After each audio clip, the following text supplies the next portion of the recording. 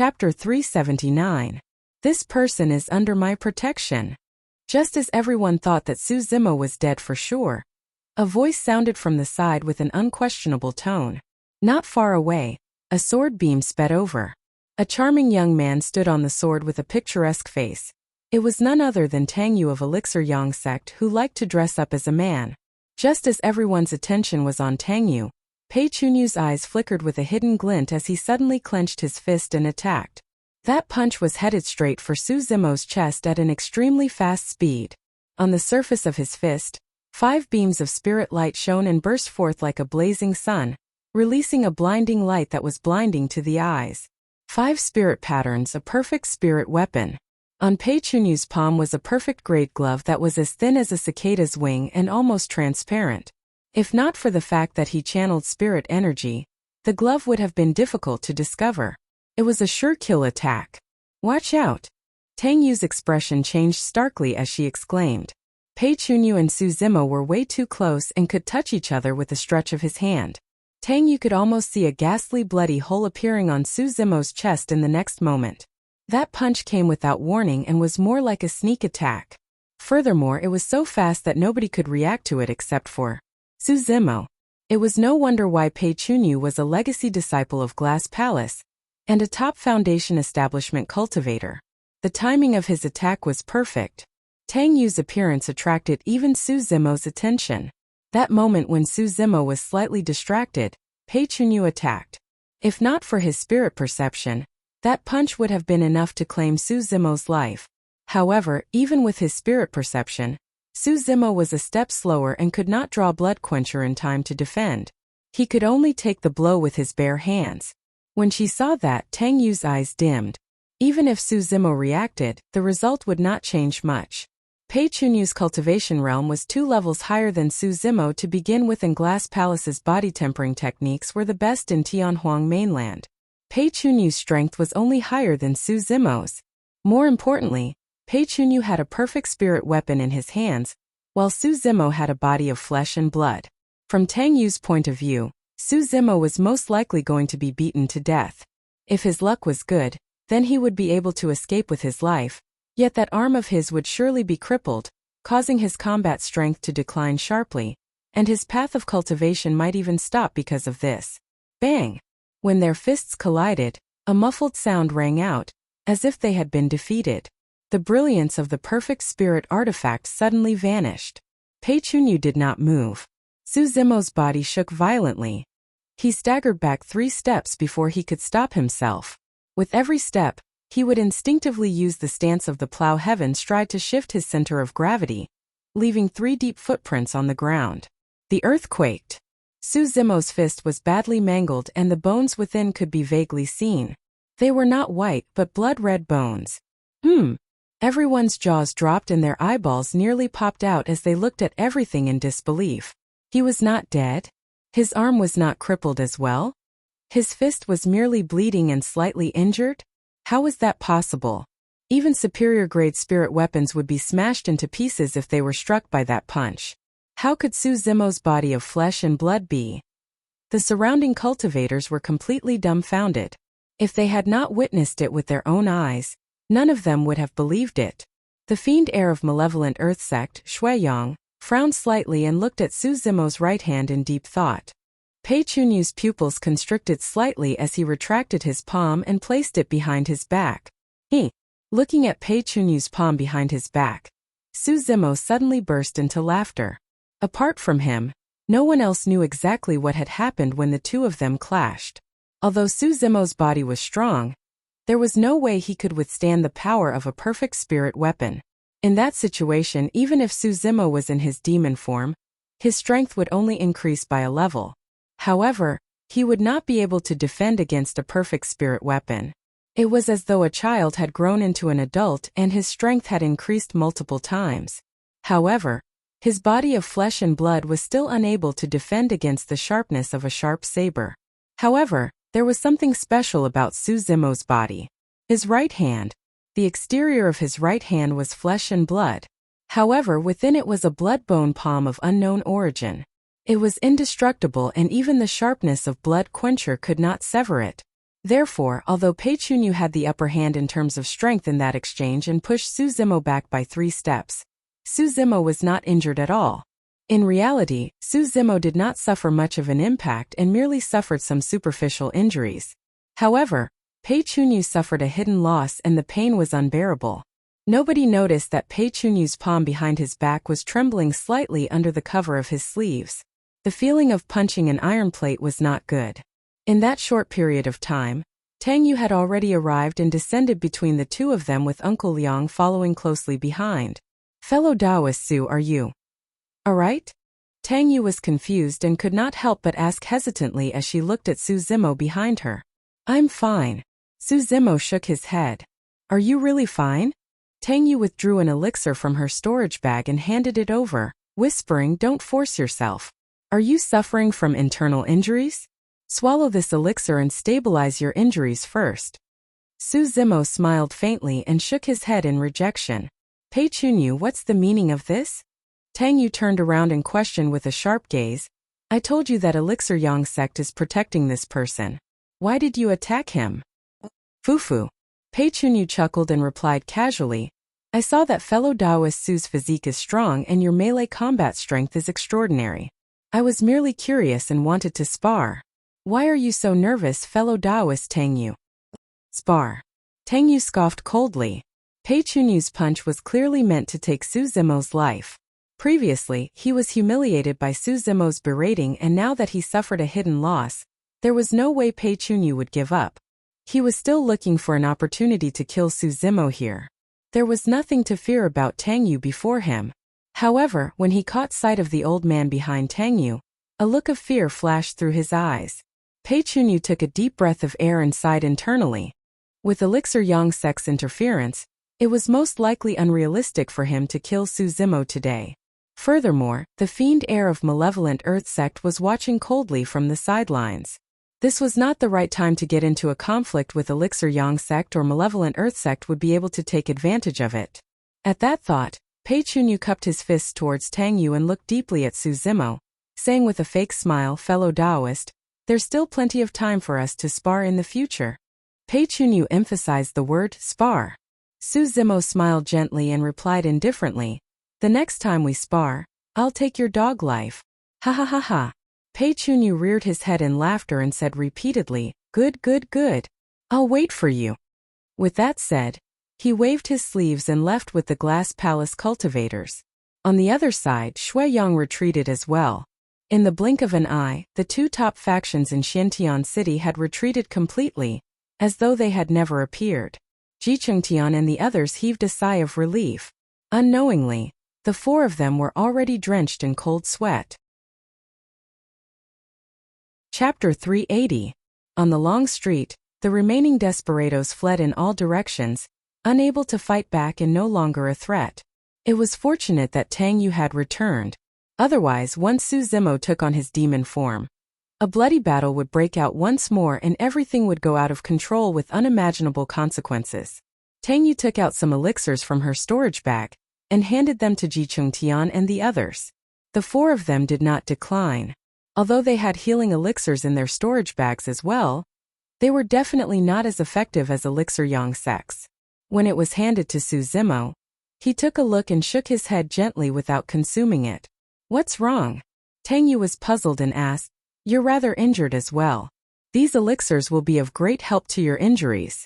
"Don't worry, the elixirs of Elixir Yang sect are definitely the best in Tianhuang mainland." Tang Yu's words were not wrong. The spiritual pills she took out were all of decent quality. They were all high-grade spiritual pills. However, ever since Su Zimo started cultivating, he had always adhered to a principle. If he consumed elixirs, they had to be perfect grade. That was because only perfect grade elixirs had pure medicinal properties without any impurities. Su Zimo would not be moved even if it was supreme grade elixirs, let alone superior grade elixirs. Smiling, Su Zimo did not explain and merely declined politely. Although it seemed like Su Zimo was severely injured in this battle with more than 30 wounds on his body and was covered in blood, in reality, his foundation was not injured at all. His organs were intact and his tendons and bones were fine. In that short period of time, Su Zimo's wounds had already healed and he was no longer bleeding. Given his frightening regeneration capabilities, he would be able to recover fully in a few days. Xintian City could be roughly divided into 4 regions. The East City was occupied by Glass Palace, the West City by Malevolent Earth Sect, and the South City by the heretical factions. The cultivators in the North City were more chaotic.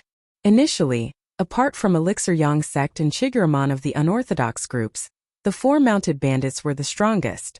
But now that the 4 mounted bandits were dead, most of the remaining desperados were buried on the streets and only a small portion of them managed to escape from Xintian City.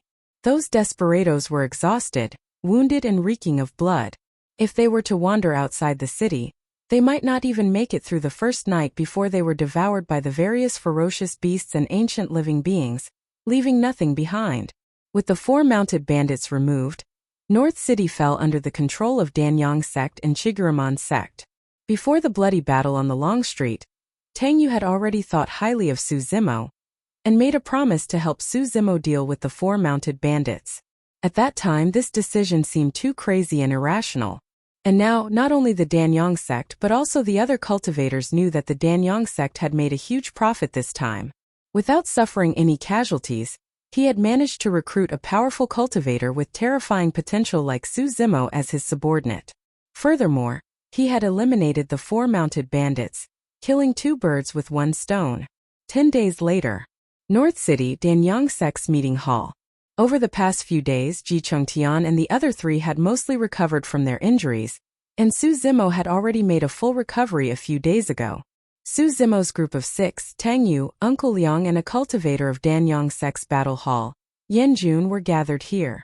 Today, I've called all of you here because I want to talk about some information regarding an ancient ruin, Tang Yu said in a deep voice. Since I'm here to ask for your help, I'll tell you everything I know without hiding anything. Su Zimo and the others nodded.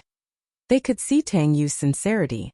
In order to help Ji Chengtian and the others recuperate, Danyang Sect had provided many elixirs of extremely high quality. In reality, this ruin is related to a major sect of the ancient era called Elixir Pool Sect. The name alone was enough to tell that the sect had something to do with elixir refinement. Indeed, Tang Yu continued, Elixir Pool Sect was extremely famous in the ancient era, and was one of the top elixir refinement sects in Tianhuang mainland. The ancestral master of Elixir Yang Sect was an elixir refinement master of Elixir Pool Sect. When they heard that, Su Zimo and the others were shocked.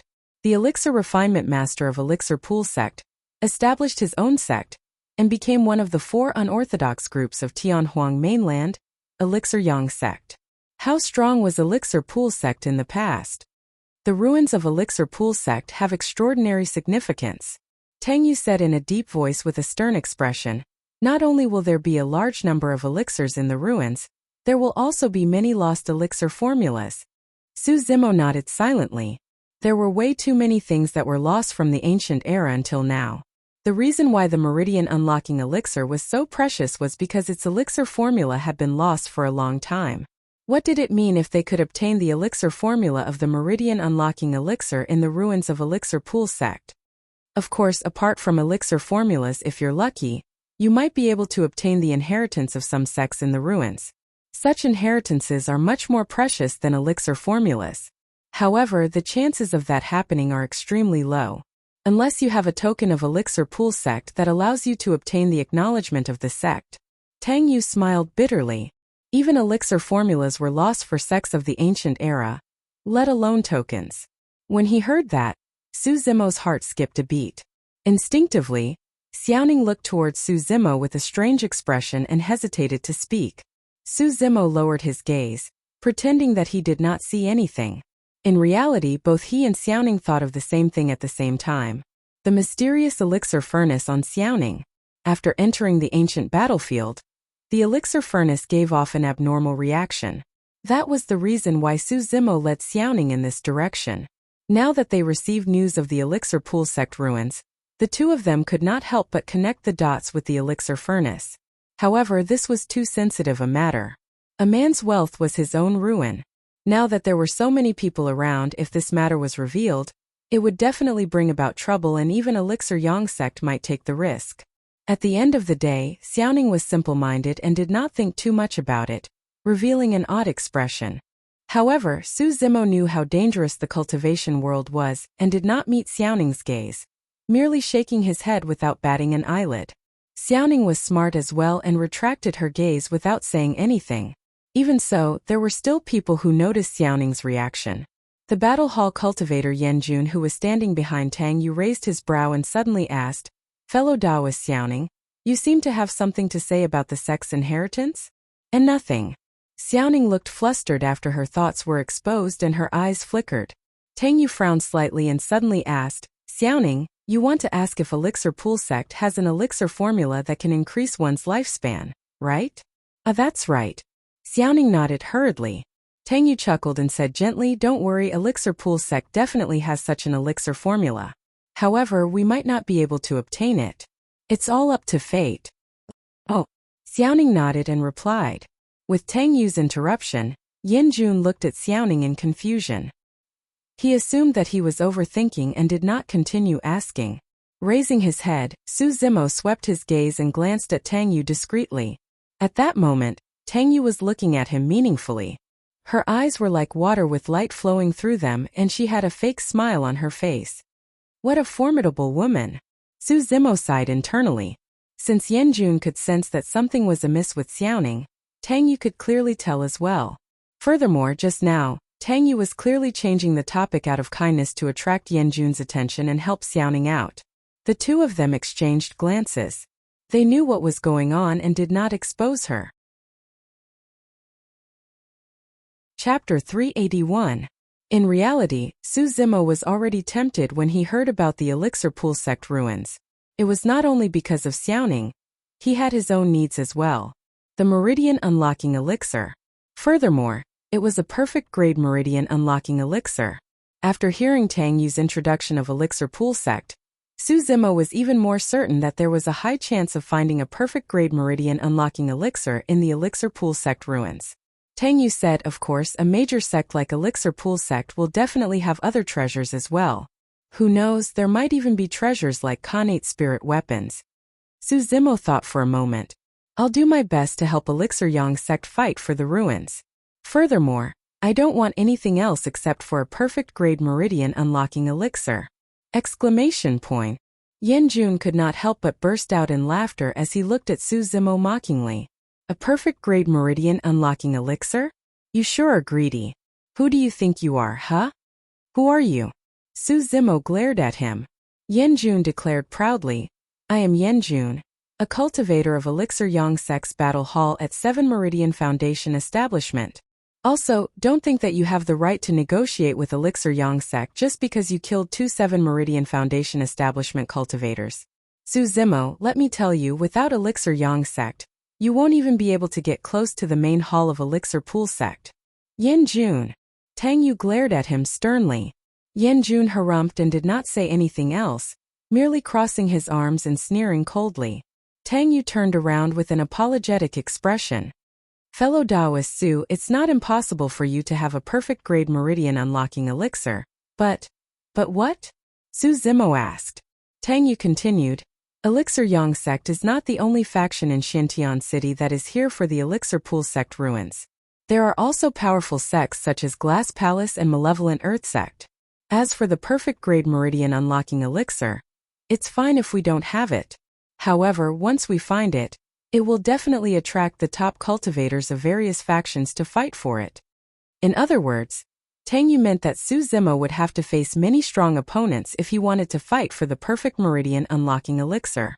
Tang Yu thought for a while and said, I'll be frank. For example, Pei Chunyu of Glass Palace and Shui Yang of Malevolent Earth Sect.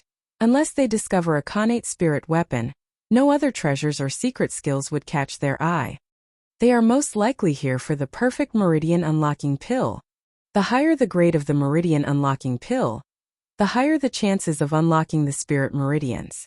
At Pei Chunyu and Shui Yang's cultivation realms, they were already at the peak of 7 Meridian Foundation establishment.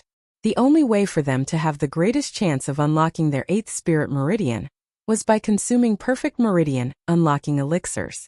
It was impossible for them to miss such an opportunity. At the thought of Pei Chunyu and Shui Yang, Su Zimo frowned. He had exchanged blows with Pei Chunyu before. Although it was only one move, he could feel how terrifying his opponent was. To be fair, if he had not used the bloodbone palm previously, his arm might have been crippled by Pei Chunyu's punch. Tang Yu said, although you killed 2 7 Meridian Foundation establishment cultivators, you have to know that there's a difference in strength between them. For example, I'm at 7 Meridian Foundation establishment but I'm an elixir refinement master. Even if there were 5 of me, we wouldn't be a match for Chai Li and Hu Meng. However, for 7 Meridian Foundation establishment cultivators like Chai Li and Hu Meng, even if there were 10 of them, they wouldn't be a match for Pei Chunyu and Shui Yang. That's the difference. Su Zimo remained silent. He knew that Tang Yu was right. If he did not take on his demon form, his chances of winning against those two were slim. Uncle Liang added, the immortal and fiend sects have a long history and possess way too many cultivation techniques and secret skills. Every single one of them is extremely powerful and can suppress everything. Your advantage lies in melee combat. However, it's unfortunate that you encountered Glass Palace. The successor of Glass Palace specializes in melee combat as well, and his physique is unparalleled in Tianhuang mainland. Only a few successors of other sects can match him. Tang Yu continued, when you killed Chai Li and Hu Meng, you took advantage of the timing and borrowed the power of thunder and lightning, which is a bit of a trick. However, against Pei Chunyu and Shui Yang, can you guarantee that there will be a thunderstorm on that day? In other words, even if you can release that thunderous slash, Pei Chunyu and Shui Yang might not be able to defend against it given their strength. Yan Jun could not help but comment, junior sister, you're overestimating him. Let alone paragons like Pei Chunyu and Shui Yang, he's not even a match for legacy disciples of Chiguramon and Puppet Sect. Not to mention others, even I, Yan Jun, can easily defeat him. In Yan Jun's eyes, Su Zimo killed Chai Li and Hu Meng 10 days ago because he took advantage of the right time. If it was a sunny day, he would definitely be able to kill Su Zimo. Su Zimo could not be bothered with Yan Jun's mockery. In Su Zimo's opinion, it was not difficult for him to defeat Pei Chunyu and Shui Yang. That was because he had just advanced to 5 Meridian Foundation establishment and his mouth and eye orifices had yet to be unlocked among his 7 orifices. Pei Chunyu and Shui Yang were already at the peak of 7 Meridian Foundation establishment, and it would be difficult for them to advance further. However, his potential was limitless. As long as he had enough time, he would definitely be able to crush Pei Chunyu and Shui Yang in terms of strength once he reached 6 or 7 Meridian Foundation establishment, or if he cleared the 7 orifices in his head and attained lesser mastery of the orifice clearing section. Su Zimo asked, how long more before the Elixir Pool Sect ruins opens? A month at most. Tang Yu replied. A month? Su Zimo frowned slightly. It was too short. He had just advanced to 5 Meridian Foundation establishment, and even in the ancient battlefield, it was impossible for him to unlock his 6th Spirit Meridian within a month. Furthermore, it was impossible for him to unlock his mouth and eye orifices in a month's time. Right then, Uncle Liang seemed to have thought of something as he looked at Su Zimo and suddenly said, actually, there's a place in the ancient battlefield that's rather suitable for you. If you can succeed, you might be able to fight against Pei Chunyu and Shui Yang. Tang Yu's heart skipped a beat as she looked at Uncle Liang and asked, Uncle Liang, you're talking about that place? Yes, Uncle Liang nodded and smiled. Forget it, there's no way you can succeed. I was thinking too much. Tang Yu nodded as well. If it's that place, the chances are indeed slim. There's no need for that. Even with Su Zimo's temperament, he was curious when he heard how ambiguous the two of them were. He could not help but ask, Senior Young Master Tang, what's the name of this place that you're talking about? Tang Yu did not intend to hide it and asked instead, fellow Taoist, have you heard of the Saber Mountain Spirit Sea? Saber Mountain Spirit Sea? Su Zimo furrowed his brows slightly and shook his head. Ji Chongtian and the others were confused as well. It was clear that they knew nothing about that place. Fufu. Yan Jun sneered, after all, you're cultivators from a small place and haven't even heard of the Saber Mountain Spirit Sea. What a joke. Chapter 382. Each time the cultivators of the Great Zhou dynasty entered the ancient battlefield, they would linger at the periphery. How could they have heard of the Saber Mountain Spirit Sea? If not for the fact that Su Zimo brought Ji Changtian and the others here, they might not have even heard of Xiantian City or had the chance to meet major sects like Elixir Yang Sect and Glass Palace in their entire lives. This was an extremely precious experience that opened their horizons completely. Su Zimo and Yin Jun had never crossed paths before. However, the latter treated him harshly and mocked him whenever he had the chance. As for the reason, Su Zimo could roughly guess in his heart. However, this person was a cultivator of Elixir Yang Sect after all, and had not crossed his bottom line. As such, Su Zimo could not be bothered with him. Tang Yu frowned slightly and glared at Yen Jun with a warning look before saying slowly, "The reason why the Saber Mountain Spirit Sea is famous is because it's related to an ancient legend." Through Tang Yu's tone, it was clear that the legend was not simple. The expressions of Su Zimo and the others froze as they sat upright, listening intently. Tang Yu said word by word, "That legend is the legend of the Saber Emperor." Saber Emperor. The voids trembled the moment she said those two words, as though dark cracks were being torn apart with cold winds howling endlessly. Those two words alone carried with them an inexplicable might that was ancient and boundless, as though it had transcended through the ages with an indestructible will that shocked everyone. Instantly, a murderous intent surged through the hall. Everyone felt as though their breathing had become much more difficult. It took a long time for that feeling to dissipate gradually. Tang Yu took a deep breath of air and said, "The Emperor is invincible, supreme and unique. In the Tao of the Saber, he is invincible and there is no one else above him. He is the Emperor of the Saber Emperor." The Saber Emperor might not be the #1 expert of Tianhuang mainland. However, in the Tao of the Saber, he is the only emperor among all saber cultivators. Su Zimo understood. There might be many emperors in an era. However, in a certain domain or Tao, there could only be a single emperor. That was the meaning of an emperor. Invincible, supreme and unique. The emperor of the immortal Tao was the immortal emperor. The emperor of the fiend Tao was the fiend emperor. The emperor of the sword Tao was the sword emperor.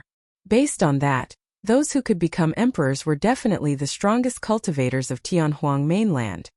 Everyone knows that the sword reigns supreme in Tianhuang mainland right now, and cultivators use flying swords as an offensive weapon.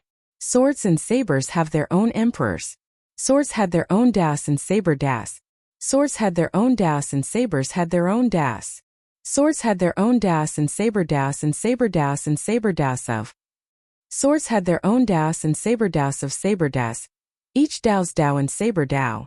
However, in the ancient era, the fortune of the human race was strong and countless paragons were born in Tianhuang mainland. Emperors rose, and that was a golden era that belonged to the human race. An epic war once broke out between the human race and the other races, known as the Ancient War. The war lasted for a long time and countless human experts and ancient mighty figures died. The emperors were stained with blood in an extremely tragic manner. Although the war ended with the victory of the human race, most of the Tao of weapons were lost in the ancient battlefield and their paths were severed. The two strongest lineages left were the Tao of the sword and saber. When they heard that, Su Zimo and the others were shocked. They had heard about those ancient secrets and legends before, and were filled with curiosity now that they heard about it. Although it was only a few words, it was as though a magnificent era was outlined before everyone's eyes. In fact, Su Zimo even had an urge to return to the river of time, and go against the flow to follow in the footsteps of the predecessors to witness that glorious history. Tang Yu continued, "The reason why those two lineages were able to survive from the ancient war is naturally because of two people, the Sword Emperor and the Saber Emperor. There are way too many legends about those two experts. Some say that they were mortal enemies, some say that they were best friends, and some say that they were both friends and foes who appreciated each other. No matter what, the final conclusion is that the Saber Emperor fled far away and left Tianhuang mainland. After that, there were no emperors for weapons in Tianhuang mainland and only the Tao of the sword reigned. That was how the current situation of the cultivation world was formed." Su Zimo and the others heaved a long sigh of relief, unable to calm down for a long time. It was only at this moment that they realized why most cultivators in the cultivation world use flying swords and not weapons such as flying sabers. So that was the reason. Tang Yu said, "The legacy left behind by the Sword Emperor back then is the current sword sect of the 9 immortal sects." Su Zimo was secretly shocked. Initially, He thought that super sects such as the 9 immortal sects, 7 fiend sects and 6 Buddhist monasteries were known as the top factions of Tianhuang mainland because they had a long history and a strong foundation. But now it seemed like the sects that were ranked had shocking backgrounds. For example, the founder of Sword sect of the 9 immortal sects was the Sword Emperor of the ancient era. In fact, he could even influence the later generations and form the current situation where the Tao of the Sword reigns supreme in the cultivation world. After pondering for a moment, Su Zimo suddenly asked, "Where did the Saber Emperor go?" Tang Yu smiled gently. The Saber Emperor drifted overseas and found an isolated island in the sea where he left his legacy. Su Zimo's heart skipped a beat as he blurted out, "One of the 2 islands?"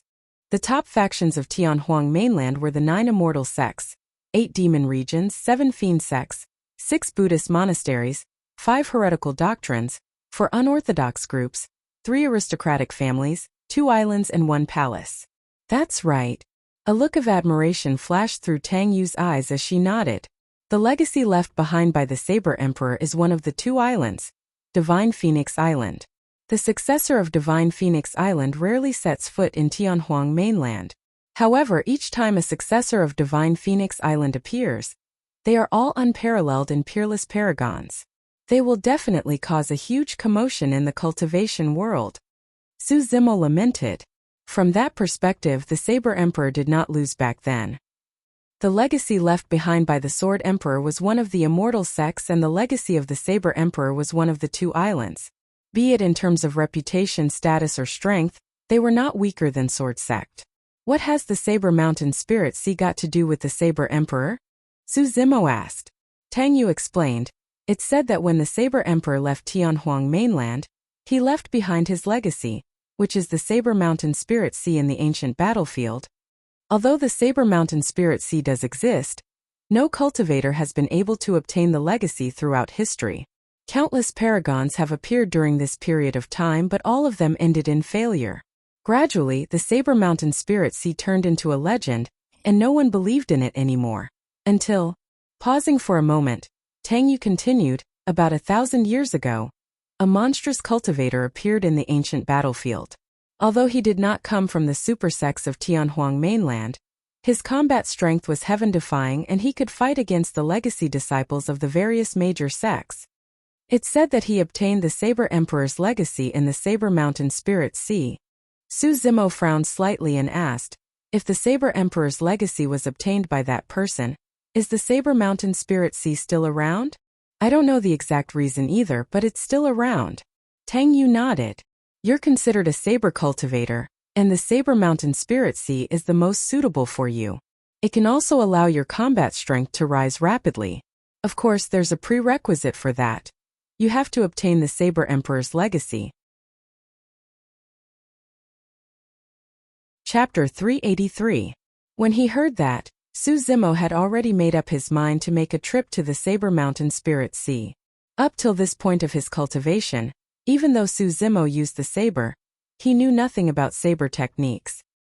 He only knew how to rely on the strength of his bloodline and his physique to slash wildly. Thankfully, he cultivated the mystic classic of the 12 demon kings of the great wilderness all year round. His skin was thick and he was agile like an ape, pouncing like a tiger, sprinting like a horse, rising like the wind and landing like an arrow. His body was both tough and soft. Coupled with the help of his spirit perception, he could sense danger and avoid without seeing or hearing. He was rarely at a disadvantage. However, Su Zimo knew very well that if he were to meet a top expert, even if they were weaker than him in terms of strength, it would be easy for them to find the flaws in his saber techniques and defeat him. Therefore, even if there was only a 1 in a million chance, Su Zimo had to give it a try. When he saw that Su Zimo was tempted, Yin Jun sneered at the side. Countless cultivators have headed to the Saber Mountain Spirit Sea, and there's no lack of young paragons. However, in history only a single person has succeeded. You're just a frog in a well who hasn't even heard of the Saber Mountain Spirit Sea. How can you be fit to obtain the inheritance of the Saber Emperor? Tang Yu was already displeased by Yin Jun's repeated targeting of Su Zimo. However, she was slightly relieved when she saw Su Zimo's calm expression without any reaction. There's something else I have to remind you of, Tang Yu said in a low voice. I don't know much about the Saber Mountain Spirit Sea either. After all, there's already someone who obtained the inheritance of the Saber Emperor 1,000 years ago. If you head there now, you might end up making a wasted trip. It's fine, Su Zimo smiled indifferently.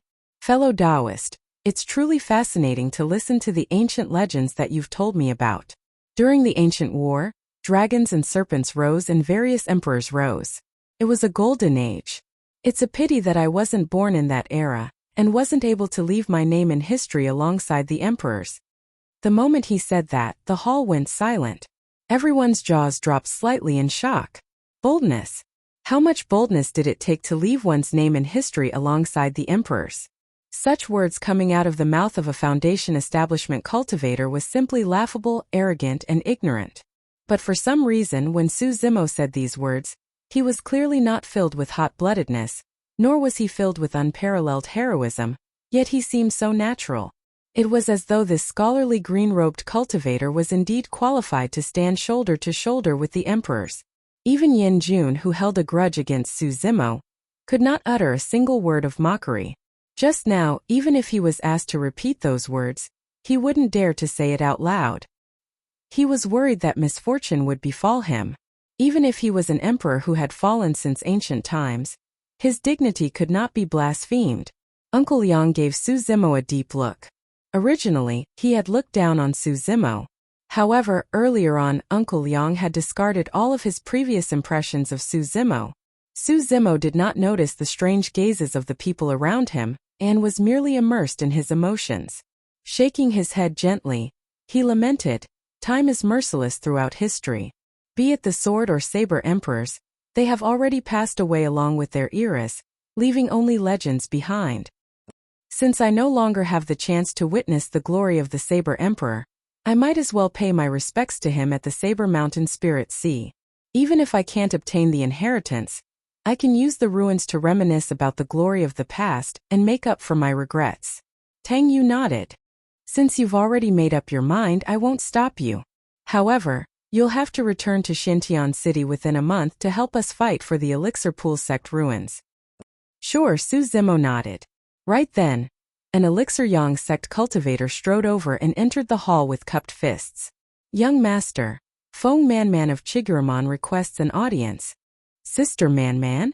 Pondering for a moment, Tang Yu's gaze shifted and paused on Lung Ro for a moment before nodding. "Invite her in." Tang Yu explained to Su Zimo and the others, the four unorthodox groups have a good relationship. Sister Manman is the commander of Chiguramon's expedition, and I've known her for many years. Right then, a woman in a long white dress strode over from not far away. She had a voluptuous figure with exquisite curves and light footsteps. Her black hair was tied up in a cloud bun, giving her a mature and dignified appearance. Her features were exquisite and she was extremely beautiful. On the woman's waist, other than a storage bag, there was also a pink paper crane tied to it. It was very beautiful. Tang Yu went over and smiled. "Sister Manman, come in quickly." Feng Manman glanced at Tang Yu and smiled. "Why are you still dressed like that? You're already so old." "I'm used to it," Tang Yu blinked. "Xiao Yu, I won't beat around the bush. I'm here for someone." Feng Manman did not beat around the bush and said directly, "It's for her, right?" Tang Yu's gaze swept and landed on Lung Ro. Feng Manman smiled. "I still can't hide it from you." "Me?" Lung Ro was slightly stunned. Feng Manman nodded and said with a gentle gaze, "I can tell that you have talent in talismans and I can't bear to bury it. I'd like to invite you to join the Chiguramon. What do you think?" Lung Ro loved creating talismans and indeed wanted to join the Chiguramon. However, she did not expect the other party to take the initiative to approach her. Furthermore, she could tell that this Chiguramon cultivator was truly sincere. Right then, another Elixir Yang sect cultivator arrived and cupped his fists. "Ingzai of Puppet Sect in the city south requests an audience." Puppet Sect, one of the 5 heretical doctrines. "Please." Tang Yu nodded.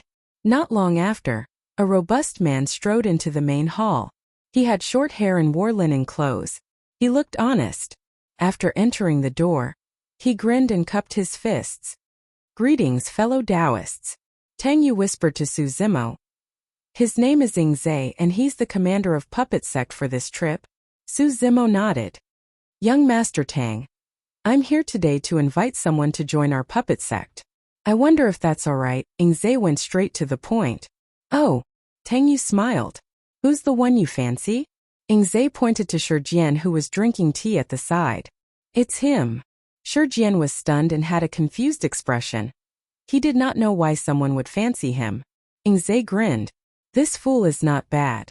He's to my liking. Ha ha ha ha. Little Fatty could not help but burst into laughter. Shijian's expression darkened as he gripped his fists and emphasized, I'm not stupid, I'm just honest. Yes. Ingze nodded and paused for a moment. Say meaning. Shijian. Little Fatty laughed even more merrily. Sun Dian of Tomb Sect requests an audience. Tomb Sect, one of the 5 heretical doctrines. Please. Before long, a pale-faced cultivator entered the hall. He had a sharp mouth and monkey cheeks while his eyes darted around. When he caught sight of Little Fatty, his eyes lit up. Sun Dian winked at Little Fatty. Curious, Little Fatty leaned over. The two of them, one fat and one skinny, ran to a corner and muttered something. The Little Fatty nodded his head repeatedly. His eyes shone brightly and he licked his lips like a starving wolf. When he saw that, Su Zimo smiled gently and was filled with joy. He was happy for Lung Ro and the others. Su Zimo was not the only one who gained the recognition of many cultivators in the bloody battle on the Long Street. There were 4 others as well. Back then, they chose to return to Xintian City with the intention of dying. Initially, it was a huge calamity. To think that they would receive an opportunity that belonged to them today.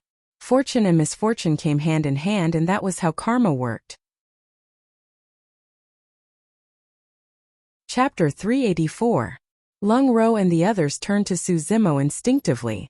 Even though they fought for this opportunity on the Long Street, the main reason was because of Su Zimo. If not for Su Zimo, they would have died along the way before even reaching Xintian City. Su Zimo nodded with a smile. Be it Chiguramon, Puppet Sect and Tomb Sect that appeared later on, everyone that came to greet them were the commanders of this expedition and legacy disciples of their respective sections. That alone was enough to show the sincerity of the 3 sections. Since we're all in Xintian City, we can meet at any time. I'll make a move first. Little Fatty was chatting passionately with Sun Dian of Tomb Sect and left after bidding farewell to everyone. I'll make a move too then. Shijian rubbed his head and followed behind Ingze of Puppet Sect, leaving the hall. Lung Ro nodded to Su Zimo as a form of greeting before leaving with Feng Man of Chiguramon. Tang Yu looked at Ji Changtian and blinked, saying cheekily, Seems like I'll have to send out an invitation in advance. Otherwise, you'll be poached by other sects as well. If you don't mind, I'm willing to join Elixir Yang sect, Ji Changtian said with a smile. Tang Yu's gaze shifted to Su Zimo and she asked expectantly, What about you? Even though Su Zimo promised her that he would help Elixir Yang sect fight for the Elixir Pool sect ruins, he did not say that he wanted to join Elixir Yang sect. I'm different from them. Su Zimo shook his head and rejected her tactfully without explaining further. Even though she had expected it, Tang Yu was still disappointed when she heard that reply. Su Zimo cupped his fists. There's no time to lose. I'll head to the Saber Mountain Spirit Sea right now and try to return as soon as possible. Be careful on your way. Tang Yu exhorted. Su Zimo turned and left, vanishing before everyone's eyes before long. This was Su Zimo's first appearance in Xintian City since the bloody battle on the Long Street 10 days ago, which immediately attracted countless gazes. There was reverence, envy, and curiosity. Do you see that? That scholarly green-robed cultivator is Su Zimo. It's him. I thought he was born with 3 heads and 6 arms. There were many cultivators in Xintian City who had never seen Su Zimo before, but there were very few who had never heard of his name. Su Zimo walked on the street. As long as his ears moved slightly, he could hear the discussions coming from several streets away. Su Zimo did not care about this. However, Su Zimo hadn't walked far when his heart skipped a beat. Under these strange gazes, Su Zimo sensed a hint of murderous intent that followed him like a shadow. Remnants of the 4 mounted bandits? Or the tree wants to be still, but the wind will not stop. To think that there would still be people who had designs on him after the bloody battle on the Long Street. Su Zimo was expressionless and sneered internally as he walked towards the east gate of Xintian City without stopping. That murderous intent followed him the entire time. Not long after Su Zimo left the city, another murderous intent appeared. Su Zimo sprinted the entire way at a moderate speed. About 2 hours later, Su Zimo was already far away from Xintian City, and the surroundings were empty and desolate.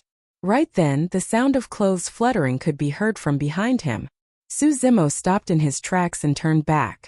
In the distant horizon, two figures tore through the air at an extremely fast speed with a murderous aura. Su Zimo narrowed his gaze and looked at the sect badges on the waists of the two figures. He could not help but sneer and murmur, "It's them indeed." During the bloody battle on the Long Street, Su Zimo killed 2 7 Meridian Foundation establishment cultivators. Even though he had the advantage of timing, ordinary cultivators would not dare to provoke him. Furthermore, he had the backing of Elixir Yang sect. However, there were 2 major sects in Xintian City that had the strength and reason to cause trouble for him. Glass Palace of the Immortal Sects and Malevolent Earth sect of the Fiend sects. Back then he rejected Pei Chunyu and Shui Yang in front of everyone and embarrassed both of them. Given their statuses, there was no way they would let the matter rest. Since Su Zimo was in Elixir Yang sect, it was naturally not convenient for Glass Palace and Malevolent Earth sect to make a move. The moment he left the city, the cultivators of the 2 major sects chased after him. The fact that Glass Palace and Malevolent Earth sect only sent 2 people was proof of their acknowledgement of the strength of the 2. In reality, if Tang Yu was here, she would definitely be able to recognize them. The Glass Palace cultivator's name was Lu Yun, and the Malevolent Earth sect cultivator's name was Di Xing. Both of them were 7 Meridian Foundation establishment cultivators, and were the right-hand men of Pei Chunyu and Shui Yang. Their strength was extremely frightening. In the blink of an eye, Lu Yun and Di Xing had already closed in.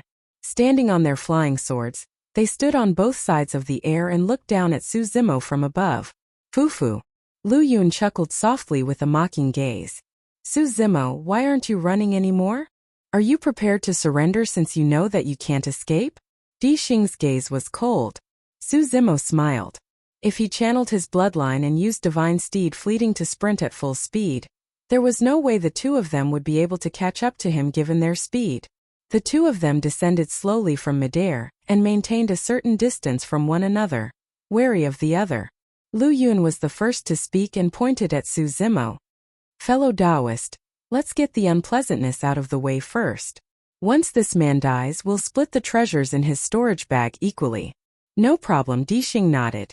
Lu Yun rolled his eyes and said, "This person's blood-red long saber, I want it." "Since that's the case, that moon-white gigantic bow will belong to me," Di Xing said. The 2 of them were referring to the perfect-grade spirit weapon, Blood Quencher, and the quasi-connate spirit weapon, Moon Concealment Bow. The 2 of them did not take Su Zimo seriously at all, and were already discussing how to split his storage bag. A look of mockery flashed through Su Zimo's eyes as he shook his head gently. Immortals and fiends had different das. Since ancient times, the duty of immortals had always been to slay demons and purge fiends. But now, how was this immortal sect cultivator any different from someone from the fiend sects when he saw the face of him? "What are you guys doing?" Su Zimo asked indifferently. "Oh, I nearly forgot about you. Senior Brother Pei asked me to pass on a message." Turning around, Lu Yun revealed a sinister smile and said slowly, "If I want to kill someone, you'll definitely die." Di Xing's gaze was cold and murderous. "It's a favor for you to be Senior Brother Shui's guard. Since you don't know what's good for you, you can die." "Fufu." Su Zimo laughed and asked, "If you want my life, why don't Pei Chunyu and Shui Yang come personally? There's no need to use a sledgehammer to crack a nut." Di Xing revealed a look of disdain. Lu Yun scoffed. "There's no need for Senior Brother Pei to personally deal with a small fry like you. Ha ha ha ha ha." Su Zimo reared his head in laughter. His laughter was loud and resonated through the voids like a huge bell. Both Lu Yun and Di Xing felt their ears prickling. Suddenly, Su Zimo stopped laughing and his eyes lit up with endless killing intent as he shouted, "You guys think that the 2 of you can take my life? Su Zimo, you're way too arrogant. Do you think that you're qualified to challenge me just because you killed Chai Li and Hu Meng?" As a Glass Palace disciple, Lu Yun took a deep breath of air fearlessly and channeled his spirit energy. Instantly, 7 spirit meridians appeared beneath his robes and surged with a majestic aura. There's no need to say anything else. Hand over your lives. Su Zimo strode forward and whipped out Blood Quencher. A blood beam burst forth and enveloped Lu Yun and Di Xing within. Chapter 385. Splash. Splash. Su Zimo channeled his bloodline and the sound of a tsunami could be heard from within his body. His tendons and bones rang at the same time like thunder. 5 spirit lights shone on Blood Quencher, releasing a blinding light that resembled a blood-colored sun that streaked through the void with a sharp edge. That slash was extremely powerful and fast. If it was any ordinary cultivator, even a 7 Meridian Foundation establishment cultivator, they would have been shocked. However, Lu Yun and Di Xing's expressions were unchanged. Instead, a look of mockery flashed through their eyes. Body like glass, clear inside and out, untainted and indestructible. Lu Yun stood on the spot, unmoving. He recited 4 sentences of 16 words, and with each word his aura would change. Towards the end, Lu Yun's body seemed to be shrouded in a mysterious glow that was flawless like glass. At the same time, 4 spirit lights shone from Lu Yun's arms. It was a pair of arm guards, a supreme-grade spirit weapon. Glass Palace specialized in cultivating the physique, and if one cultivated their sex secret manual, the Glass Heart Sutra, to its limits, one's body, eyes and heart would be like glass, indestructible, indestructible and indestructible with boundless strength that could even kill ferocious beasts bare-handed. Therefore, most of the weapons used by cultivators in Glass Palace were gauntlets, arm guards and the like. Although arm guards were rare nowadays, they were one of the hundreds of weapons in the ancient era, and were not to be underestimated. The advantage of arm guards was that they were flexible, and when attached to one's arms, they could be used for both offense and defense and were truly at ease. In the blink of an eye, Lu Yun neither retreated nor dodged. Bending his legs slightly, he shifted his center of gravity and raised his arms to block the incoming Blood Quencher. Clang! An ear-piercing sound of metal clashing echoed. Lu Yun's body shrank and his feet sank deeply into the ground. However, he did not retreat a single step and his expression was unchanged. Blood Quencher was sent flying by a tremendous force as well. Su Zimo narrowed his gaze and his heart skipped a beat. On the surface, the two of them were evenly matched in that exchange. However, in reality, he had the advantage and his Blood Quencher was a grade higher than Lu Yun's arm guards. Even under such circumstances, he did not have the upper hand. This is a tough nut to crack. It's a little tricky. Su Zimo thought about it and realized that he might not be able to kill this person in a short period of time. He could not help but look at Di Xing, who was nearby. After that slash, Su Zimo made use of the remaining momentum of Blood Quencher to slash horizontally towards Di Xing of Malevolent Earth sect at the side. The blood beam was blinding and the stench of blood filled the air. A few years ago, deep underground, Su Zimo had fought with a few fiend heirs and had some understanding of the fiend sections. Among the fiend sects, Overlord Palace was the strongest in body tempering, followed by Shura sect. The fiend heir of Malevolent Earth sect did not have a strong physical body. Su Zimo wanted to unleash a series of ferocious attacks to kill Di Xing before turning to deal with Lu Yun wholeheartedly. As though he had sensed Su Zimo's killing intent long ago, Di Xing laughed strangely and 7 spirit meridians appeared on his body. Spirit energy rumbled as he opened his mouth and spat out a black mist. It rumbled and was unpredictable with a menacing malevolent aura. Although he had not unlocked his eye orifice of the 7 orifices, Su Zimo's eyesight was extremely strong after cultivating the mystic classic of the 12 demon kings of the great wilderness. But now, against that black malevolent aura, Su Zimo's vision turned pitch black and his vision was obstructed. In that moment he had already lost track of Di Xing. Blood Quencher slashed against the malevolent aura, as though it had entered a swamp and could not move forward. Enveloped and corroded by the malevolent aura, the spirit light on the saber dimmed gradually, and the blood beam on the saber showed signs of weakening as well. Humph! Su Zimo harumphed and held Blood Quencher horizontally in front of his chest. Channeling his bloodline, a ball of lightning appeared in his palm and he swiped it across the saber. The power of thunder was the most masculine and had the power to repel evil. It was extremely effective against malevolent auras. With a series of crackling sounds, the malevolent aura on Blood Quencher was purged by the thunder in Su Zimo's palm. 5 spirit patterns appeared on the saber once more and it regained its sharpness. Thunder. A look of fear flashed through Dixing's eyes. In reality, the malevolent aura he spat out was not simple. It was one of the secret skills of malevolent earth sect, the spirit-devouring malevolent aura. The spirit-devouring malevolent aura was extremely powerful and specialized in tainting spirit weapons. Once a spirit weapon was tainted by the spirit-devouring malevolent aura, the spirit chi on it would be devoured. If it was not purged for a long time, the spirit patterns would be erased and the spirit weapon would be almost crippled. Swoosh! Lu Yun dashed over from the side and his bloodline surged like mercury. An evil gust of wind blew behind him as he swung his arm and smashed down. With a sidestep, Su Zimo twisted his body and slashed in reverse. Clang! Sparks flew everywhere. Su Zimo's figure swayed. Making use of the rebound force from the clash, he crossed his legs and released Divine Steed Fleeting. With a murderous aura, he charged towards Dixing, who was not far away. Dixing was different from Lu Yun. His physique was ordinary and he was not strong in melee combat. As long as Su Zimo could get close to him, he would definitely be able to slay him. As though he had already seen through Su Zimo's intentions, Dixing smirked coldly. Go! Suddenly, Dixing tossed out the bone spear in his hands and let it hover in midair. A pitch-black mist burst forth from his fingertips and entered the spear. The 10-section bone spear shone brightly and shone with 4 spirit patterns. Dixing's fingers changed continuously as he conjured hand seals and hollered softly, Go! The moment he said that, the 10-section bone spear broke into 10 pure white bone spikes. Shrouded in malevolent aura, they shot towards Su Zimo instantly. Su Zimo had just released Divine Steed Fleeting, when a sense of danger flashed through his mind. His vision blurred as the 10 bone spikes pierced towards him. The bone spikes were extremely sharp and shone with a cold glint. They were not weaker than other sharp weapons and would definitely leave a hole in his body if he was struck.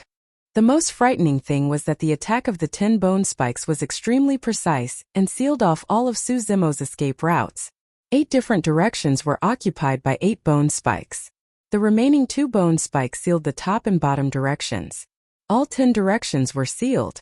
At that moment, even if Su Zimo were to release Anaconda Sweeping Grass, it would be difficult for him to avoid the impact of the bone spikes. What a profound weapon control technique! Su Zimo was secretly shocked. Ethereal Sword of the 3 great secret skills of Misty Peak was also a weapon control technique, and had a total of 3 levels. However, compared to Malevolent Earthsect's weapon control technique, Ethereal Sword was clearly weaker. Up till this point of his cultivation, Su Zimo had fought countless battles. However, this was the first time he had encountered a cultivator who could seal off his movement technique with a weapon control technique. Now that he thought about it, it was truly a fluke that he was able to kill the Malevolent Earthsect heir back then. With the existence of the ancient spirit lock formation, the Malevolent Earthsect heir could not even unleash half of his combat strength. Everything else aside, if the Malevolent Earthsect heir had revealed that weapon control technique back then, he would have been invincible. In a flash, Su Zimo did not have time to think as he swung Blood Quencher. His bloodline surged and he howled. Making use of the immense momentum, he slashed down heavily on an incoming bone spike. Clang! The bone spike was repelled and a gap was revealed. Dixing was not far ahead. Su Zimo's eyes lit up. Just as he was about to charge through that gap, the air behind him on his sides, above his head and below his feet rippled violently. The other 9 bone spikes descended, not giving Su Zimo any chance at all. Even though Dixing was not far away, Su Zimo had no choice but to deal with the other 9 bone spikes. No matter how fast his movement technique was, he could not be faster than the bone spikes. Chapter 386. Clang! Clang! Clang! Swinging Blood Quencher, Su Zimo repelled 3 bone spikes in succession. Immediately after, Su Zimo made use of his spirit perception to slip through the gap between 2 bone spikes. It was a close shave. With a whoosh, a pair of gigantic spirit wings unfurled behind him. Suddenly, Su Zimo soared into the air and finally dodged the remaining 4 bone spikes. Although the entire process seemed slow on the surface, it happened in the blink of an eye. A single moment of hesitation would have resulted in another hole in Su Zimo's body. Su Zimo could only barely defend against the attack of Di Xing's bone spear after unleashing his trump cards repeatedly. Even so, he was secretly shocked. Taking a deep breath of air, Su Zimo was about to dive over and shorten the distance between him and Di Xing when a cold glint appeared in his eyes and a malevolent aura surged over. The bone spike that he repelled initially had already arrived before him once more. The connection was perfect and did not give Su Zimo any chance to catch his breath. Making use of the power of his spirit wings, Su Zimo hovered in midair with his head tilted back and his entire body was almost parallel to the ground. Swoosh! Swoosh! Swoosh! A series of sounds of air tearing could be heard. The 9 bone spikes from before returned and sealed off Su Zimo's path once more. Helpless, Su Zimo could only swing Blood Quencher and take it head-on while moving around. Clang! Clang! Clang! Clang!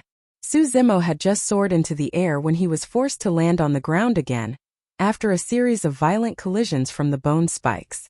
At that moment, Su Zimo finally understood why Tang Yu and the others thought that he was no match for Pei Chunyu and Shuiyang. Even though he displayed unparalleled strength in the bloody battle on the Long Street and even killed 2 7 Meridian Foundation establishment cultivators single-handedly, nobody thought highly of him.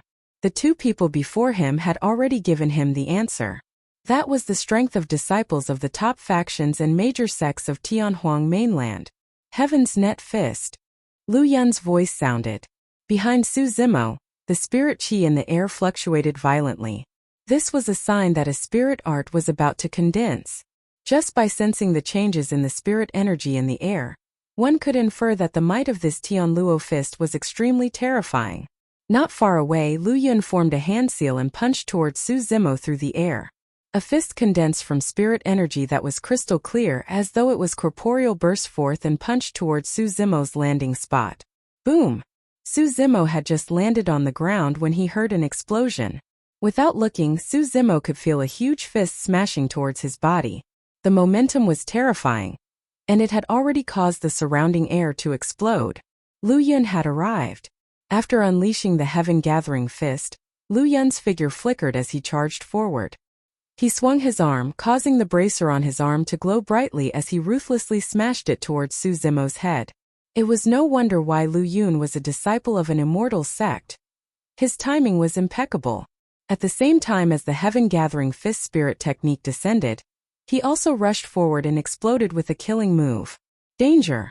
The situation before him was even more dangerous than the bloody battle on the Long Street 10 days ago. Just dealing with the 10 bone spikes before him was already difficult enough.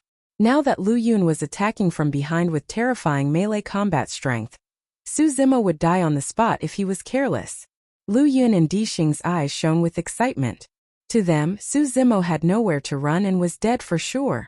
Even if Pei Chunyu and Shuiyang were here, they might not be able to escape unscathed. However, to their surprise, there was no hint of panic on Su Zimo's face. His eyes were still as calm as water, with only a slight ripple of murderous aura. All of a sudden, Su Zimo did something that Lu Yun and Di Xing could not understand. He put away Blood Quencher. The 2 of them did not have time to think about why Su Zimo would do something like that. He had already attacked. Fiend Suppression Seal. Su Zimo's left hand moved and his middle and index fingers interlocked to form a hand seal, as he channeled a mental cultivation technique. Boom! A gigantic golden palm descended from the skies, releasing a brilliant light that tore through the firmaments. The patterns on the palm could be seen clearly as it collided with the heaven-gathering fist with a terrifying aura. The fist and the palm collided, creating a deafening sound in the air. Instantly, the spirit chi in the void turned incomparably chaotic. A massive energy halo burst forth from the center of the collision. Spirit energy dissipated and a golden light spread in all directions. Just now, Su Zimo's arms were already numb from the consecutive head-on clashes with Di Xing. If not for the fact that his bloodline was strong and surged like a tsunami, he would not have been able to raise his arms right now, let alone have the strength to resist. Right then Lu Yun threw a punch over. Good timing. Su Zimo narrowed his gaze and punched in reverse. His right hand was an indestructible blood-colored bone palm. On one hand it was a charged attack while on the other it was a forced counterattack. Knowing that he was not strong enough, Su Zimo could only ensure that his right hand would not be crippled by the other party's punch. Bang! The fist and arm collided. Lu Yun's arm guard struck Su Zimo's fist. However, there was no sound of bones cracking.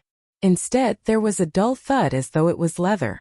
Su Zimo's right hand was dripping with blood, but his bones were intact and only his flesh was ruptured. His palm isn't crippled? Lu Yun's pupils constricted slightly. The other party had taken his supreme-grade spirit weapon head-on with his physical body, and yet, the other party's flesh was merely ruptured without cracking his bones? Indeed, Su Zimo did not have enough strength in his hasty exchange of blows. Retreating, he collided with the 10 bone spikes that were coming from behind him. Fufu. This person died in my hands at the end of the day, Di Xing sneered. However, he stopped before he could finish his sentence. Right in front of the two of them, Su Zimo was about to be pierced by the 10 bone spikes when his tendons rang in unison.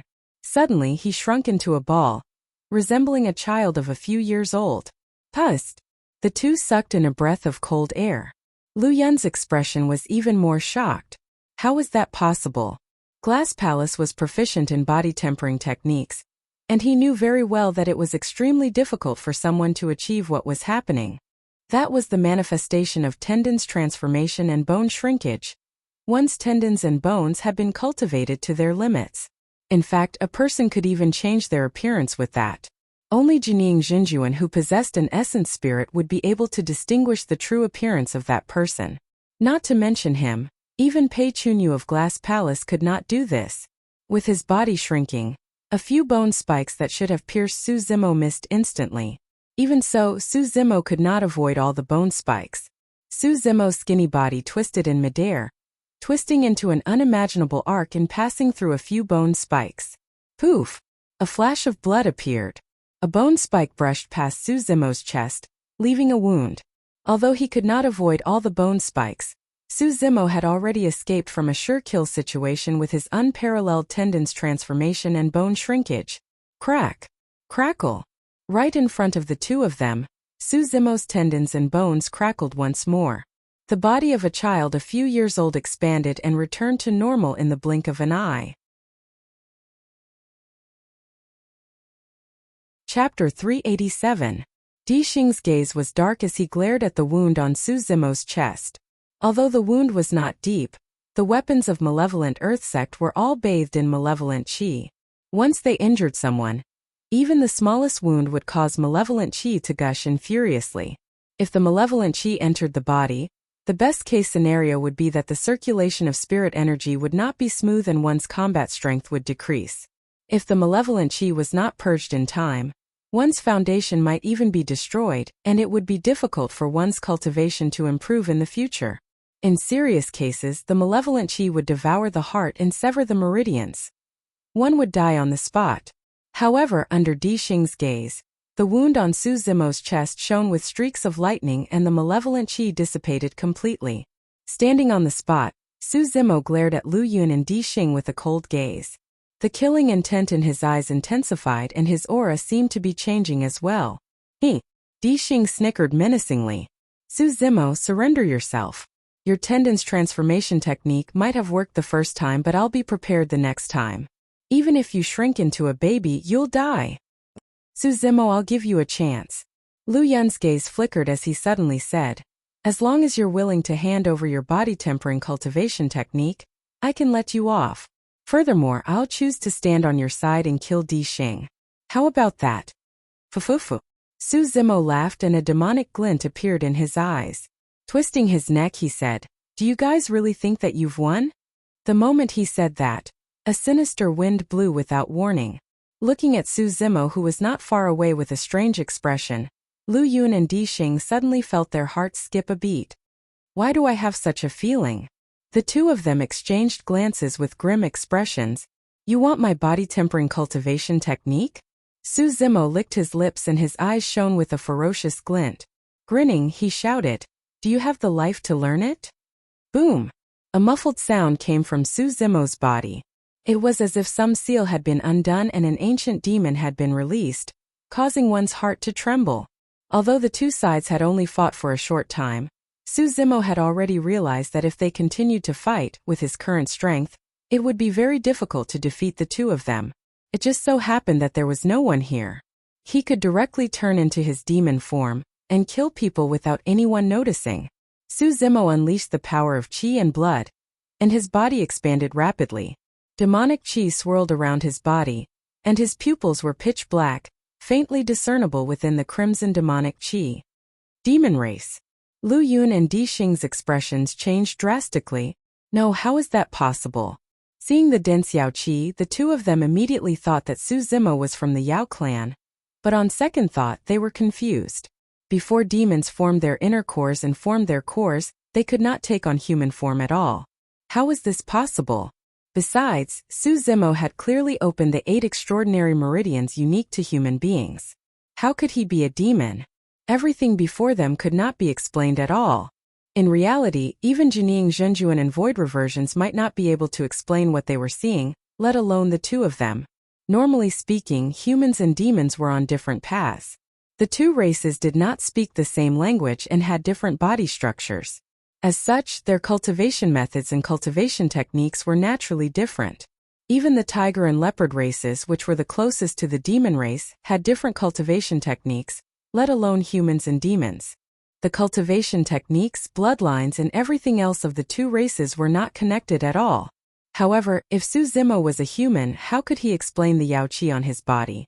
The density of the Yao Qi was not weaker than that of pure-blooded ferocious beasts.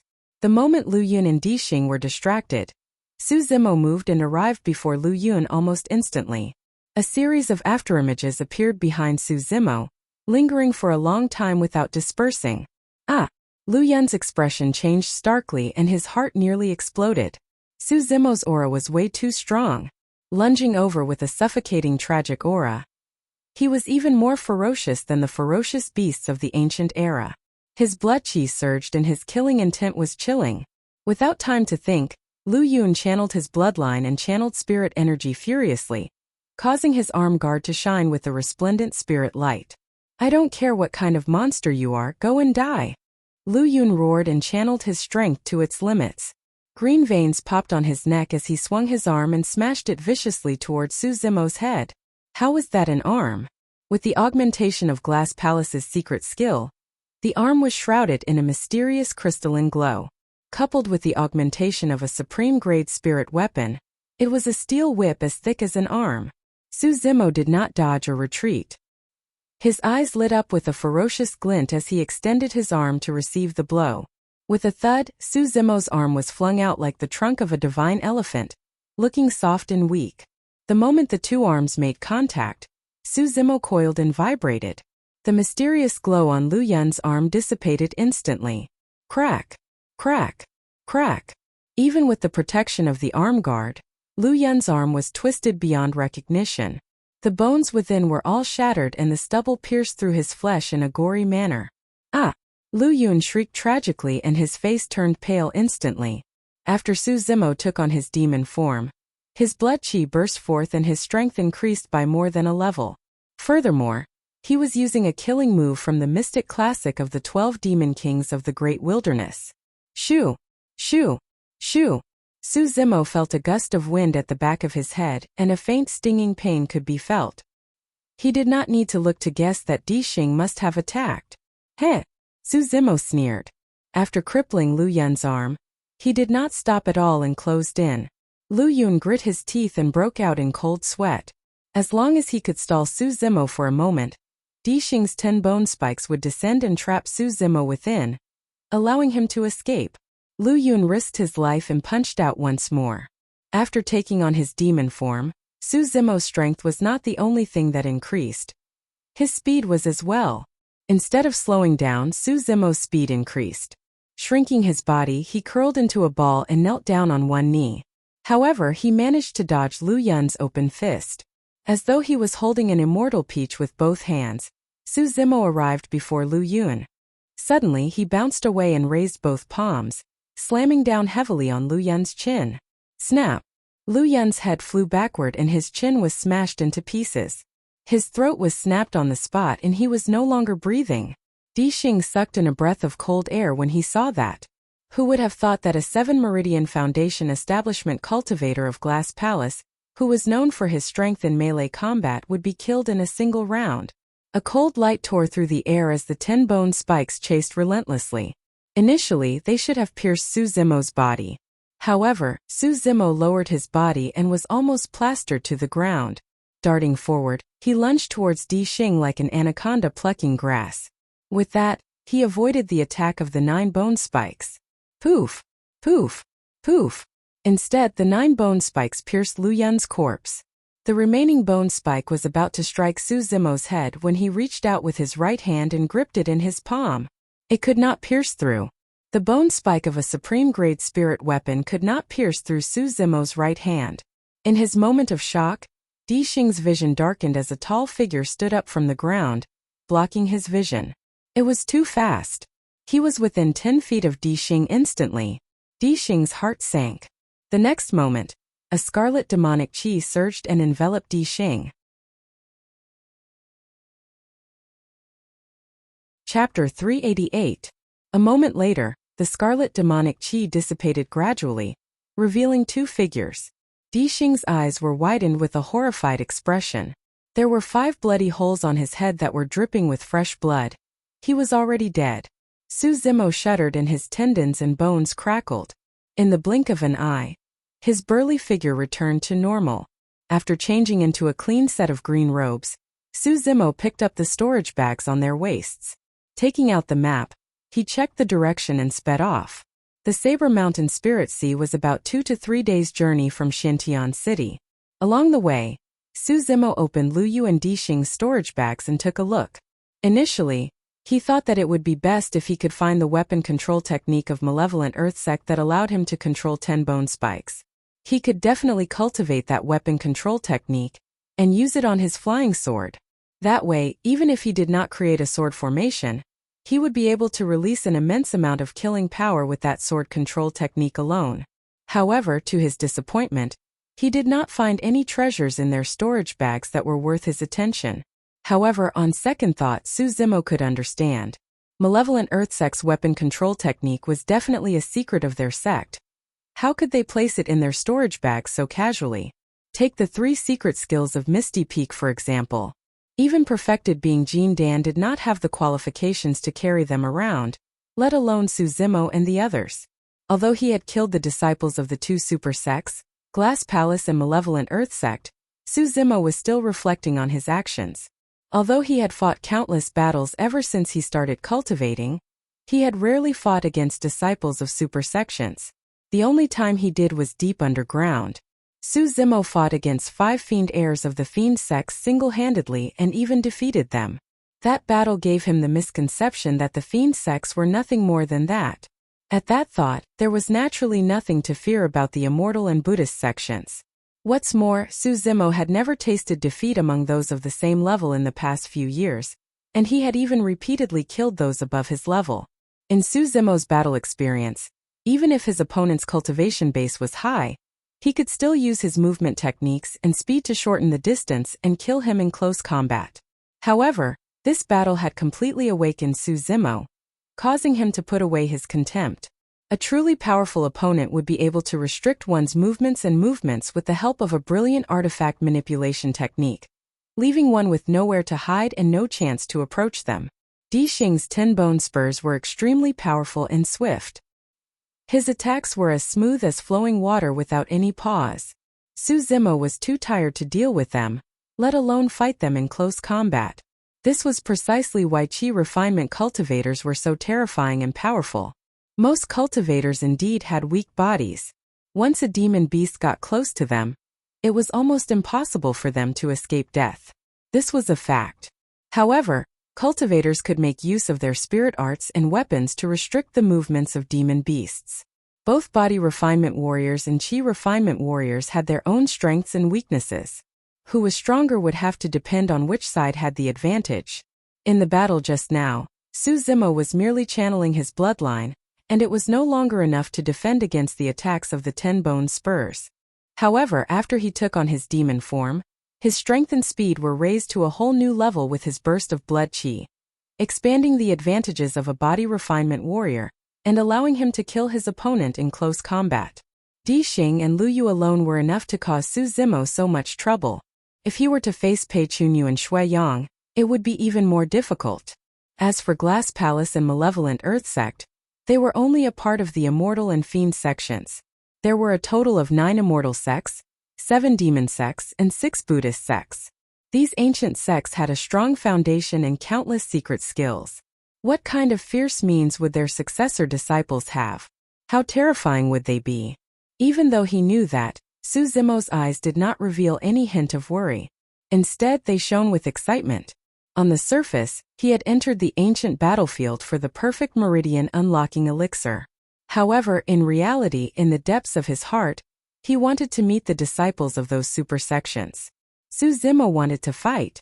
He wanted to conquer the world. Deep in his bones, there was a pride that was not weaker than anyone else.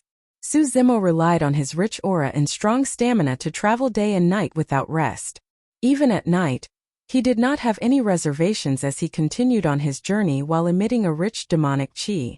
There were very few demon beasts that dared to approach him. 2 days later, Su Zimo gradually slowed down as he gazed into the horizon with a deep look of shock. Su Zimo had never seen the legendary Saber Mountain Spirit Sea before. However, the moment he arrived, he already knew that the mountain and sea before him must be it. Before he even got close, Su Zimo could already hear the sound of tides rumbling and shuddering. A humid aura surged towards him. That aura was not humid air, but humid spirit qi that was rich and pure. Could it be that this vast and boundless ocean is actually all condensed from spiritual qi? The thought crossed Su Zimo's mind and he could not help but jump in fright. Right then, the sound of clothes fluttering could be heard from not far away. A few cultivators had just arrived and their conversation attracted Su Zimo's attention. The Saber Mountain Spirit Sea can be considered as a sacred ground for us saber cultivators. Even if we can't obtain the Saber Emperor's inheritance, we have to pay our respects here. Legend has it that in the ancient era, before the Saber Emperor left Tianhuang mainland, he did not wish for the legacy of the Saber Dao of weapons to be lost in Tianhuang mainland. Therefore, he used his unparalleled strength to plunder the spirit qi and stone mines within a radius of 5,000 kilometers to form an ocean and a mountain. That was how the immortal Saber Mountain Spirit Sea was created. That's incredible! Someone exclaimed. Su Zimo was shocked as well and was secretly shocked. What sort of methods were those that could form an ocean and stone mountains with a flip of their palms? It was comparable to carrying mountains and chasing the moon, burning the heavens and boiling the seas.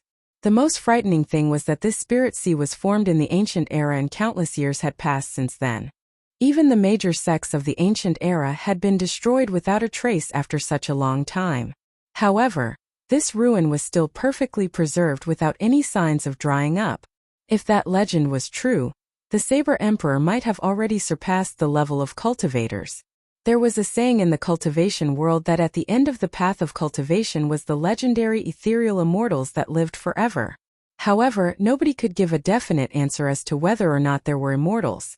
However, in Su Zimo's opinion, even the methods of immortals in the legends would not be anything special. When he got closer, the impact of the Saber Mountain Spirit Sea on Su Zimo was even more intense. There were countless black reefs on the shore. For some reason, the reefs were filled with marks left behind by sharp weapons that were a frightening sight. The tides roared and howled with a majestic aura as they slammed against the shore, creating layers of snow-like waves. Between the horizon and the sea stood a towering mountain peak that pierced through the clouds. The shape of the mountain peak resembled a saber that was stabbed into the spirit sea. The saber was slender and steep and its handle was faintly discernible in the clouds. That was the Saber Mountain Spirit Sea. Chapter 389. The sword reigned supreme in Tianhuang mainland and there were extremely few pure saber cultivators, let alone in the ancient battlefield. Even though the ruin before them was left behind by the Saber Emperor, there were not many cultivators gathered here. Looking along the coastline, there were only a few thousand people. The strange thing was that most of the cultivators stood slightly further away from the coastline, as though they were afraid of the spirit sea as they discussed and pointed in hushed tones. Su Zimo had limited knowledge of the Saber Mountain Spirit Sea, and came near the crowd to listen carefully. The Saber Emperor's methods are heaven-defying and he can gather chi into a sea. If one can cultivate in the spirit sea, they'll definitely benefit greatly, a skinny cultivator in the crowd said with a flickering gaze. Foo-foo. How ignorant. The moment that person said that, a series of mockery and ridicule sounded from the crowd. The person who spoke first blushed and stretched his neck, retorting, "What did I say wrong? The spirit chi in the spirit sea is indeed rich and pure. However, it is filled with endless saber chi that is sharp and sharp. If you enter the spirit sea, you'll have to endure the baptism of the saber chi. Look at your puny body. You'll explode and die the moment you step into the spirit sea." Countless paragons have been buried in the spirit sea throughout history. If you're not afraid of death, you can give it a try. A look of realization flashed through Su Zimo's eyes. It was no wonder why there were marks left behind by sharp weapons on the reefs by the shore. It turned out that there was endless saber chi in the spirit sea and cultivators with weak physiques could not withstand it at all. If one was too close to the shore and the seawater surged, a huge wave would sweep them in and they would never be able to get out again. A cultivator said in a deep voice, "This is the test left behind by the Saber Emperor. If you want to obtain the inheritance, you'll have to cross the spirit sea before you and ascend the Saber Mountain." Su Zimo looked into the distance. The Saber Mountain stood at the end of the spirit sea, truly far away and unreachable. "Isn't that simple?" The skinny cultivator pointed at the Saber Mountain and hollered heroically, "Let's soar on our swords. Although the Saber Mountain is far away, we can travel day and night. What's there to be afraid of?" Ha ha ha ha. The crowd burst into laughter again. Someone shook his head. If the test left behind by the Saber Emperor was that simple, would there have only been a single person from the ancient era who managed to pass it and obtain the inheritance? Before he finished speaking, a cultivator rushed over from afar with an excited expression. He took out a spirit saber from his storage bag and leaped onto it. Channeling his spirit energy, he shouted, "Go!" Whoosh! That person turned into a stream of light and crossed the spirit sea, heading towards the Saber Mountain. Most of the cultivators in the crowd had mocking expressions on their faces. They sneered as if they were waiting to see a joke. Su Zimo knew that things weren't that simple. Before he could finish his thought, the cultivator, who had just arrived above the spirit sea, suddenly stopped. He paused for a moment and then began to fall. No matter how this person struggled in the air and circulated his spiritual energy, it was of no use. Before it fell into the spirit sea, it was swallowed by a wave. This person floated in the spirit sea, occasionally letting out a scream. After a while he disappeared. The surface of the spirit sea was stained with a hint of blood that gradually faded as the waves surged. When he saw that, the skinny cultivator who initially declared that he wanted to cross the spirit sea turned pale. Sweat broke out on his forehead and even his breathing became heavier. Su Zimo was secretly shocked as well. This spirit sea was truly deadly. It was no wonder why nobody dared to attempt to cross the spirit sea even though there were thousands of cultivators here. A cultivator at the side explained, "Flying is prohibited above the spirit sea. Even if you cross it, you'll fall into the spirit sea. You're only asking for trouble if you try to play tricks in front of an emperor," another person sneered. The skinny cultivator calmed himself down and asked after a moment, "In that case, only body-tempering supersects such as Glass Palace and Overlord Palace can cross the spirit sea?" "It has nothing to do with your sect," another cultivator explained. "Only saber cultivators are qualified to cross the spirit sea. If other cultivators try to cross by force, they'll be minced by the saber chi." "That's right. I heard that there was once a paragon of sword sect who tried to cross the spirit sea to challenge the might of the Saber Emperor. However, he was sliced by the saber chi before he could even make it 100 meters and died in the spirit sea." At that point, Su Zimo already had a rough understanding of the Saber Mountain Spirit Sea. Firstly, one could not cross it by flying. Secondly, one had to be a saber cultivator. Thirdly, one had to have a strong physique to withstand the baptism of the saber chi, and cross the spirit sea to pass the test left behind by the Saber Emperor. If that was the case, there was a chance for him to give it a try. Right then, Su Zimo's gaze shifted and landed on a black reef by the shore. A man in blood-colored robes sat on it with a saber placed horizontally on his knees. His eyes were closed and his wet black hair draped down casually, covering his face. Out of the thousands of cultivators, this was the only one who dared to sit on the reef by the shore and allow the seawater to wash over him. His clothes were already drenched, but he did not seem to realize it. There were more than 10 corpses behind him, and it was clear that some of them had died not long ago. Looking at the back view of that person, Suzimo felt as though he had seen him somewhere before, but he could not recall where. After pondering for a moment, Suzimo looked at a cultivator beside him and asked softly, "Who's that blood-robed cultivator at the front?" "He's a ruthless character." The cultivator beside him whispered with some wariness, "Do you see the corpses behind him? They're all cultivators who wanted to cross the Spirit Sea. Because they set off too close to him, they were all killed by him." "Just because of that?" Suzimo frowned slightly. If that was the only reason why he went on a killing spree, that person was not as simple as a ruthless character. The cultivator pouted his lips. "The fiend heir of Shura sect doesn't need a reason to kill. It's him." Suzimo's heart skipped a beat. The cultivator beside him continued, "The fiend heir of Shura sect has a high chance of crossing the Spirit Sea and obtaining the inheritance. I heard that the cultivator who obtained the inheritance of the Saber Emperor 1,000 years ago was from Shura sect." All of a sudden, the blood-robed cultivator who was initially seated on the reef opened his eyes and stood up. Turning around slowly, he looked in Suzimo's direction. For a top expert like him, he would definitely sense it if he was stared at for too long. Furthermore, in that instant, Suzimo's heart skipped a beat, and there was even a hint of hostility in his eyes. When he saw this person's face, Suzimo no longer had any doubts. The blood-robed cultivator was none other than the fiend heir of Shura sect, who fought Suzimo underground previously. "Fufufu." The blood-robed cultivator laughed and glared at Suzimo. His eyes shone brightly with excitement as he said slowly, "You're here indeed. I've been waiting for a long time."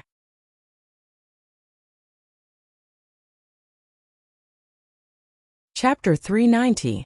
The moment he said that, the saber that hovered in front of the blood-robed cultivator buzzed and emitted an extremely rich killing intent that caused one's heart to shudder. The group of cultivators who were initially standing beside Suzimo were shocked and dispersed. The blood-robed cultivator's name was Bai Yu. "Back then, the few of us were lucky enough to escape. We thought that you were already buried underground." Bai Yu's gaze was fervent as he stuck out his scarlet tongue, revealing a row of pearly white teeth. Smiling sinisterly, he said, "However, when I heard that Demoness Ji was still alive, I guessed that you were definitely still alive." Suzimo was motionless and asked with a calm expression, "You knew that I was coming?" "Haha."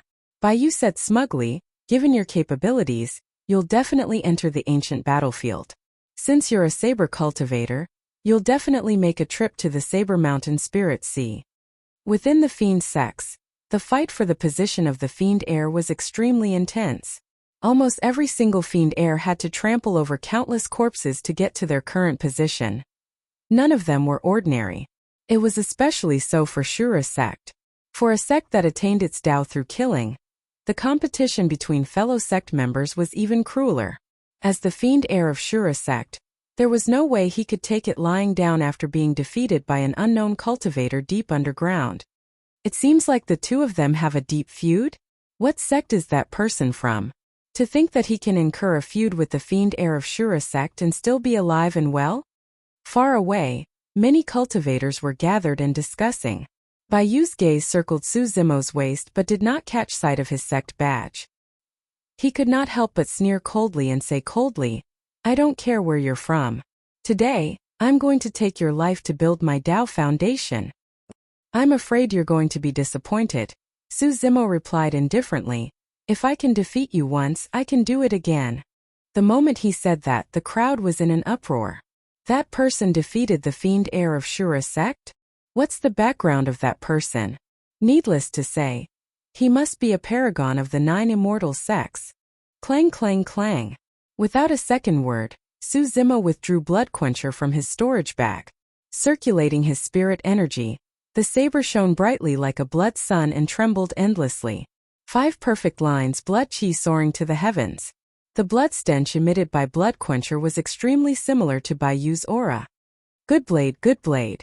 Bayu's eyes lit up and he said with a big laugh, "This saber is simply tailor-made for me.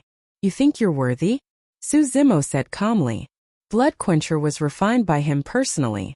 Just as it was about to fail, it was fused with his bloodline, allowing him to succeed and condense the fifth spirit pattern. Su Zimo's bloodline cultivated the mystic classic of the 12 demon kings of the Great Wilderness, the Void Thunder Manual, and even contained the essence of dragons.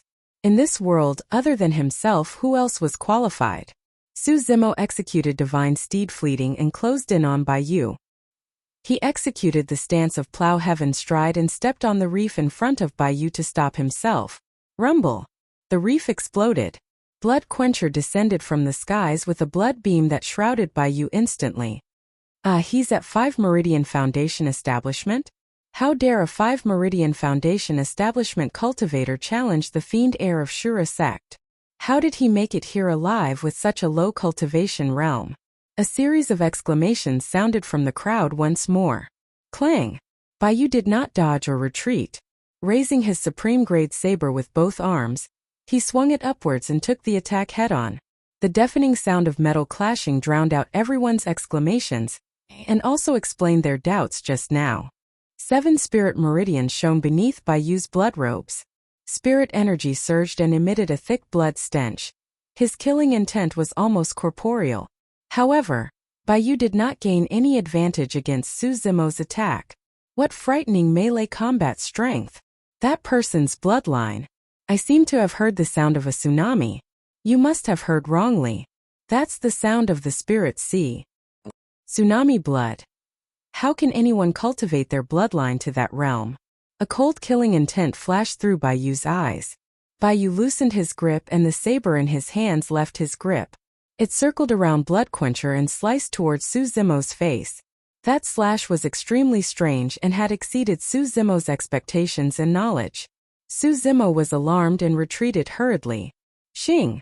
Even though Su Zimo had dodged in time, there was still a cut on his green robes in front of his chest. There was a chill in his chest and there was a faint stinging pain. Bayu scoffed coldly and had no intention of fighting Su Zimo head-on. He strode forward and grabbed his saber once more.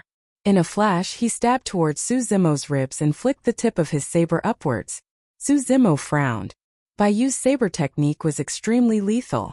However, the angle of his attack was way too tricky and was extremely uncomfortable for him. Su Zimo retreated once more.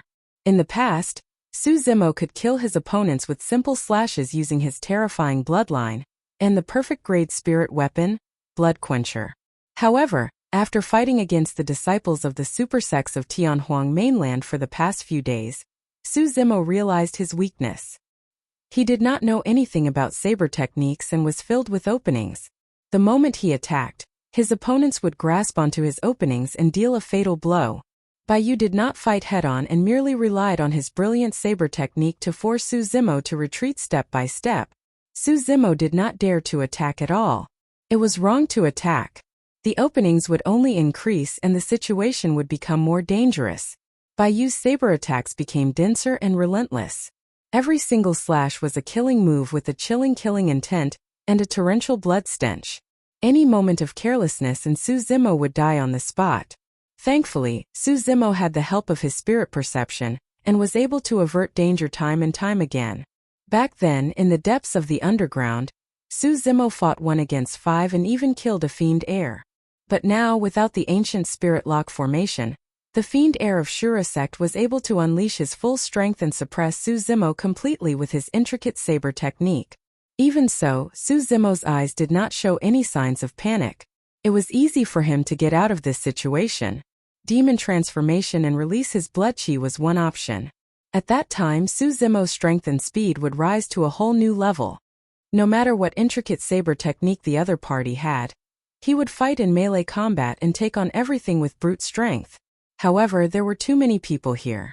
If he were to demon transform, he would not have a place to stay in the ancient battlefield or Tianhuang mainland in the future.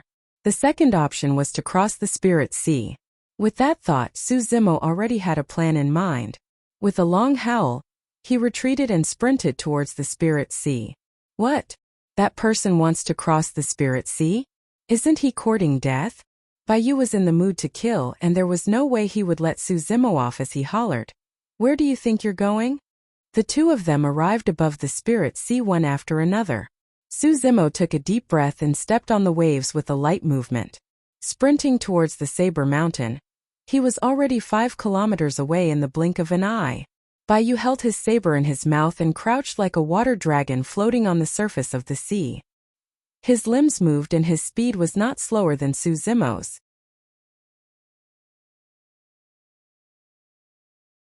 Chapter 391. In the eyes of the masses, the Spirit Sea was definitely not a land of fortune. Countless paragons and heroes had been devoured by the Spirit Sea. Up till now, there were very few cultivators who dared to attempt it. Suzimo and Bai charged into the Spirit Sea one after another, causing a series of exclamations. Initially, the surface of the sea was merely turbulent. However, the moment the two of them charged in, the Spirit Sea seemed to have been triggered by something and started rumbling. Thousands of gigantic waves rose from the surface of the sea.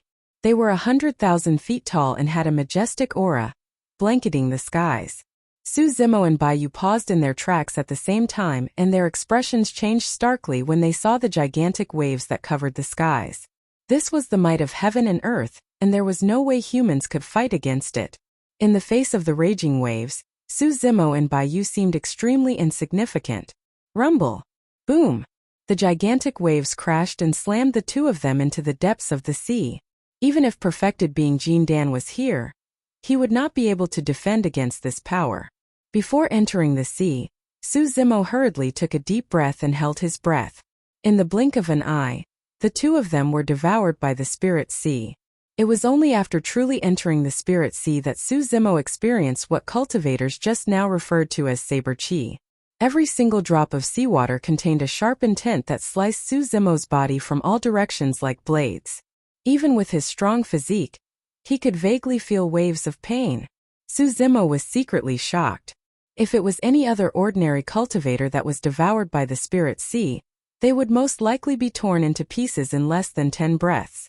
All of a sudden, a sense of danger flashed through Suzimo's mind as an extremely unusual ripple appeared in the water behind him, as though something sharp was piercing through the waves and piercing over. It's Bai. Even after entering the Spirit Sea, Bai did not give up on chasing after Suzimo. Suzimo exerted strength through his entire body and leaped out of the sea like a swimming dragon. He stepped on the water and continued sprinting towards the Saber Mountain. Bai followed closely behind. In front of them, the sound of the waves was getting louder and louder. Between the sea and the sky, there was a white line surging with waves. It was as if thousands of soldiers and horses were riding on the waves. The momentum was terrifying. In the blink of an eye, Suzimo and his companion were once again engulfed by the surging waves. He leaped up again and again, only to be smashed down again and again by the waves. Under the baptism of the endless saber chi, even Suzimo felt the pressure. The deeper they went into the spiritual sea, the more terrifying the power of the raging waves became. The deep sea continued to roar as raging waves surged. It was as if it would not stop until Suzimo and Su Xiaolan were submerged and swallowed. Their speed became slower and slower. The distance between the two of them grew further and further. In terms of physical strength, Bai was no match for Suzimo. At this time, White Feather already felt somewhat exhausted and dizzy. The longer he stayed in the Spirit Sea, the more saber chi would invade his body. When one's body reached its limit, their entire body would be torn into pieces by the endless saber energy. Their flesh, blood, bones, and internal organs would all be cut apart by the saber energy. Bai could already sense that the saber energy in the Spirit Sea had already invaded his organs. He leaped and arrived at the surface of the sea. Taking a deep breath, a faint salty stench came from the depths of his throat. I can't continue chasing. Bai's heart skipped a beat. He still had a chance if he returned to the shore now. By the time he entered the depths of the Spirit Sea, it would be too late even if he wanted to return. Looking at Suzimo, who was still floating in the Spirit Sea, Bai's eyes shone with a venomous hatred. He was still indignant that he could not kill Suzimo personally. However, in his opinion, Suzimo would definitely die if he continued forward. That was because the waves in the deep sea were even more turbulent and the saber chi was even sharper. At that thought, Bai sneered and sped towards the shore. As for Su Zimo, he was already further away from the shore. Su Zimo ignored Bai's movements. Given Bai's physique, there was no way he could catch up to Su Zimo in the spirit sea.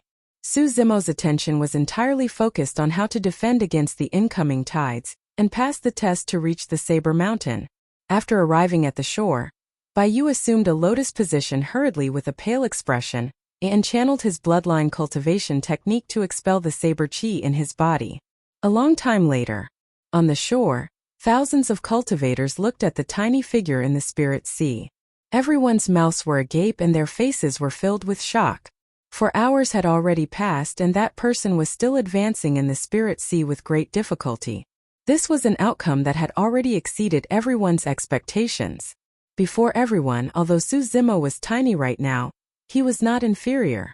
Such an unyielding willpower moved everyone. Wasn't the same the path of cultivation? Without such willpower and perseverance, how could one reach the end of the path? Could he truly pass the Saber Emperor's inheritance? That can't be right. In history, only a single person has succeeded. It's impossible for him. By the looks of it, he can't hold on any longer. Many cultivators discussed in hushed tones. Suddenly, Bai opened his eyes and heaved out a long breath of air. His face was flushed once more. After 4 hours of cultivation, the saber chi in his body was finally purged. During this period of time, Su Zimo was still advancing in the tide, wrestling against the raging waves and enduring the torture of the saber chi. I refuse to believe that you can reach the Saber Mountain. Bai's gaze was cold as he looked into the distance and grit his teeth. Right then, another raging wave rose from the surface of the sea and smashed heavily against that figure. The figure shuddered and fell into the sea once more. Many cultivators were already numb to this scene and were extremely familiar with it. Before long, that figure would leap out of the sea once more. 15 minutes passed and nothing happened. An hour passed and it was still the same. That person seemed to have vanished. The smile in Bai's eyes intensified. However, after 2 hours, everyone was finally certain that the scholarly green-robed cultivator had already died in the spirit sea. It's a pity. If that person's cultivation realm was higher, he might have been able to pass the test. That's right. He's only at 5 Meridian Foundation establishment and has immense potential. His future is limitless. 2 cultivators said regretfully. When he heard those words, Bai's expression turned cold as killing intent surged in his heart. In a flash, he arrived before the 2 of them and slashed twice in reverse without a word. Poof! Poof! Blood flashed. The 2 slashes were extremely fast and coupled with the fact that the 2 cultivators were unprepared. Their throats were sliced by Bai's slashes. Blood spurted out and they died on the shore with widened eyes. The Shura sect established their Tao through killing. They killed whenever they wanted to without asking for a reason or explanation. The expressions of the remaining cultivators changed drastically. They quickly spread out and distanced themselves from Bai, hiding far away. After killing 2 people in a row, Bai's expression was calm as usual, as though he had done something extremely normal. He sat back down on a reef and continued cultivating with his eyes closed. Nobody knew. At the depths of the spirit sea, a figure was stepping on the sand at the bottom of the sea. Wielding a blood-colored saber in his left hand, he continued advancing step by step. Even though he was covered in injuries, he did not retreat. The bottom of the sea was dark and cold. However, that pair of eyes shone with a deep glint, firm as a mountain and unwavering.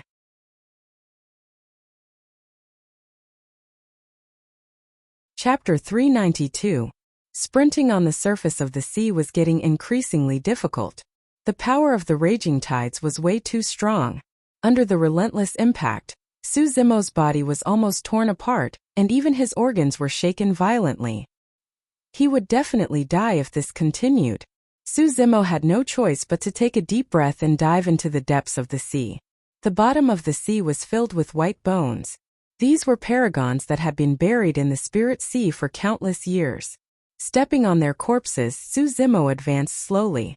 Compared to the surface of the sea, the bottom of the sea was much calmer. There were no raging tides or raging tides. However, there were undercurrents at the bottom of the sea. In the deep sea, Suzimo had to endure an even greater pressure. Despite the endless saber chi, he still had to swim against the currents. There were countless times when he was knocked down by the undercurrents. However, he stood up time and time again to continue advancing. As time passed by, the saber chi in Suzimo's body had already reached his limits. Wounds appeared on his flesh, meridians, tendons, bones and organs one after another. The sharp saber chi crisscrossed and was unusually sharp. Suzimo's skin had already split open and blood oozed out. Spiderweb-like cracks covered Suzimo's body in a terrifying manner. Suzimo grunted dully and shuddered to a stop in his tracks. If this continued, the life force in his body would be destroyed by the saber chi. Suzimo sat on the ground and released the power of blood chi. At the bottom of the sea, Suzimo was not worried about his demonic cultivation being exposed. Suzimo's body began to rumble with the sounds of tides, thunder, tigers and leopards. In fact, there was even a strange sound that seemed familiar and extremely terrifying. A dragon's roar. A thought flashed through Suzimo's mind. The fourth sound was the dragon's roar that he had heard in the primordial ruin. It possessed a boundless, majestic, dignified aura that came from the primordial era. After swallowing that half of the dragon egg, Suzimo's body was ultimately imprinted with an unerasable mark. At the same time, Suzimo channeled the mental cultivation technique of the mystic classic of the 12 demon kings of the great wilderness. If he wanted to survive, he would have to suppress the saber chi in his body. From the initial body tempering chapter to the tendons transformation chapter, to the bones forging chapter, to the marrow cleansing chapter, to the organs refining chapter, to the final orifice clearing chapter. Suzimo silently recited the 6 scriptures in his heart, circulating the 6 types of heart sutras in a continuous cycle. Behind Suzimo, a wild ox demon monarch appeared. It plowed through the sky with its horns as sharp as spears. It raised its head and stabbed furiously as if it wanted to pierce through the firmament. After a slight pause, another phantom appeared. It was a tall and sturdy bear demon. It suddenly stood up straight and roared at the sky. Then a giant python coiled up, its eyes cold. A tall and sturdy ape widened its blood-red eyes and roared in an unruly manner. It beat its chest and stomped its feet, letting out muffled thuds, as if a god was beating a drum. A divine steed with bone spurs on its back galloped over. Wherever its hooves landed, cracks appeared in the void. It was a ghastly sight. Immediately after, the phantoms of a white tiger and spirit leopard appeared, baring their fangs and claws as they lunged over. Billions of bolts of lightning coiled around Suzimo's body in a bedazzling manner. In the sea of lightning, many phantoms of demon kings appeared and roared into the skies, releasing endless might to fight against the saber chi in Suzimo's body. Initially, the surface of the sea had already regained its calm. However, right in front of everyone, the seawater suddenly boiled without any warning, creating raging waves. It was as though an ancient and terrifying existence was awakening deep in the depths of the sea. Could that person not be dead? That's impossible, right? Many cultivators were bewildered. A hint of doubt flashed through Bayu's eyes as well. In the depths of the sea, saber chi streaked and left wounds on Suzimo's body both internally and externally. His blood boiled, and as soon as a trace of blood appeared on his wounds, they healed. Destruction, repair, destruction, repair. It was a cycle. The intense pain stimulated Suzimo's nerves. However, the glint in his eyes turned brighter. With that cycle, Suzimo's flesh, tendons, bones, meridians and organs transformed once more. Of the 7 orifices, his mouth orifice would be unlocked soon as well. Regardless of whether he could obtain the Saber Emperor's inheritance or not, this trip would be worth it. Without that pressure, he wouldn't be able to unlock his mouth orifice within a month. A long time later, Suzimo shuddered and suddenly opened his mouth, roaring. Opening his mouth at the bottom of the sea would cause seawater to gush in instantly given the terrifying pressure that was equivalent to courting death. However, with Suzimo's roar, the phantoms of the demon kings behind him roared at the same time. A huge sound wave was suddenly released, causing countless ripples, which actually forced the seawater around him to retreat. His mouth orifice was unlocked. At this point of his cultivation, only his eye's orifice was unlocked among his 7 orifices. After the roar, the seawater drowned Suzimo in an even more turbulent manner, colliding repeatedly. As though provoked, the saber chi turned even more ferocious. Crack! Crack! Crack! The phantoms of the demon kings dissipated. The next moment, an even more terrifying aura appeared. Behind Suzimo, a blood-colored butterfly appeared. It was illusory and hazy with two ethereal crescent moons imprinted on its wings. Instantly, the seawater calmed down, as though it was frozen by some sort of aura. The blood-colored butterfly flapped its wings gently and the saber chi within Suzimo's body calmed down instantly, completely suppressed.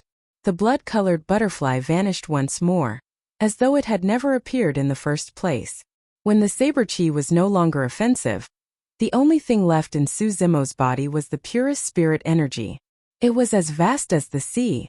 The spirit energy within Suzimo's dantian was growing rapidly.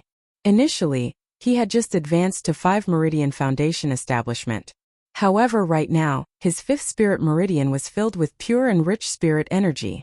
As the spirit energy surged, a 6th spirit meridian appeared vaguely. After an unknown period of time, there was a boom. Under the cover of his green robes, the 6th spirit meridian was unlocked. 6th Meridian Foundation establishment. Suzimo was delighted. He had made breakthroughs in both his demonic and immortal cultivation. Although he was at the bottom of the sea right now, the pressure he felt was greatly reduced. Suzimo continued advancing against the current. Before long, his spirit sea changed once more. It was as though a pair of invisible hands had reached into his spirit sea and stirred it forcefully, forming a gigantic vortex that moved the entire spirit sea. Suzimo's body was sucked in and he felt the world spin. His entire body was distorted by a spiraling force and was almost about to explode. His tendons and bones sounded at the same time and his organs shifted. Suzimo released his blood chi hurriedly to suppress his injuries and circulated the mystic classic of the 12 demon kings of the great wilderness. Of the 7 orifices on his head, 5 shone with a demonic glow and only his eyes were dull. If he was sucked into the vortex just now without breaking through, even Suzimo's body would have been torn to shreds. The changes in the spirit sea attracted countless gazes once more. The spirit sea vortex was way too terrifying and resembled a divine miracle. It was like a bottomless pit that wanted to devour everything in the firmaments. How could this be? I heard Master mention before that a similar phenomenon appeared 1,000 years ago when the cultivator who obtained the Saber Emperor's inheritance entered the spirit sea. You mean to say, hurry, look. There seems to be someone in the vortex. On the reef, Bayu's expression turned extremely terrible.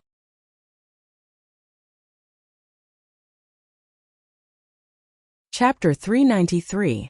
Initially, Suzimo was already feeling pressure from the countercurrent at the bottom of the sea.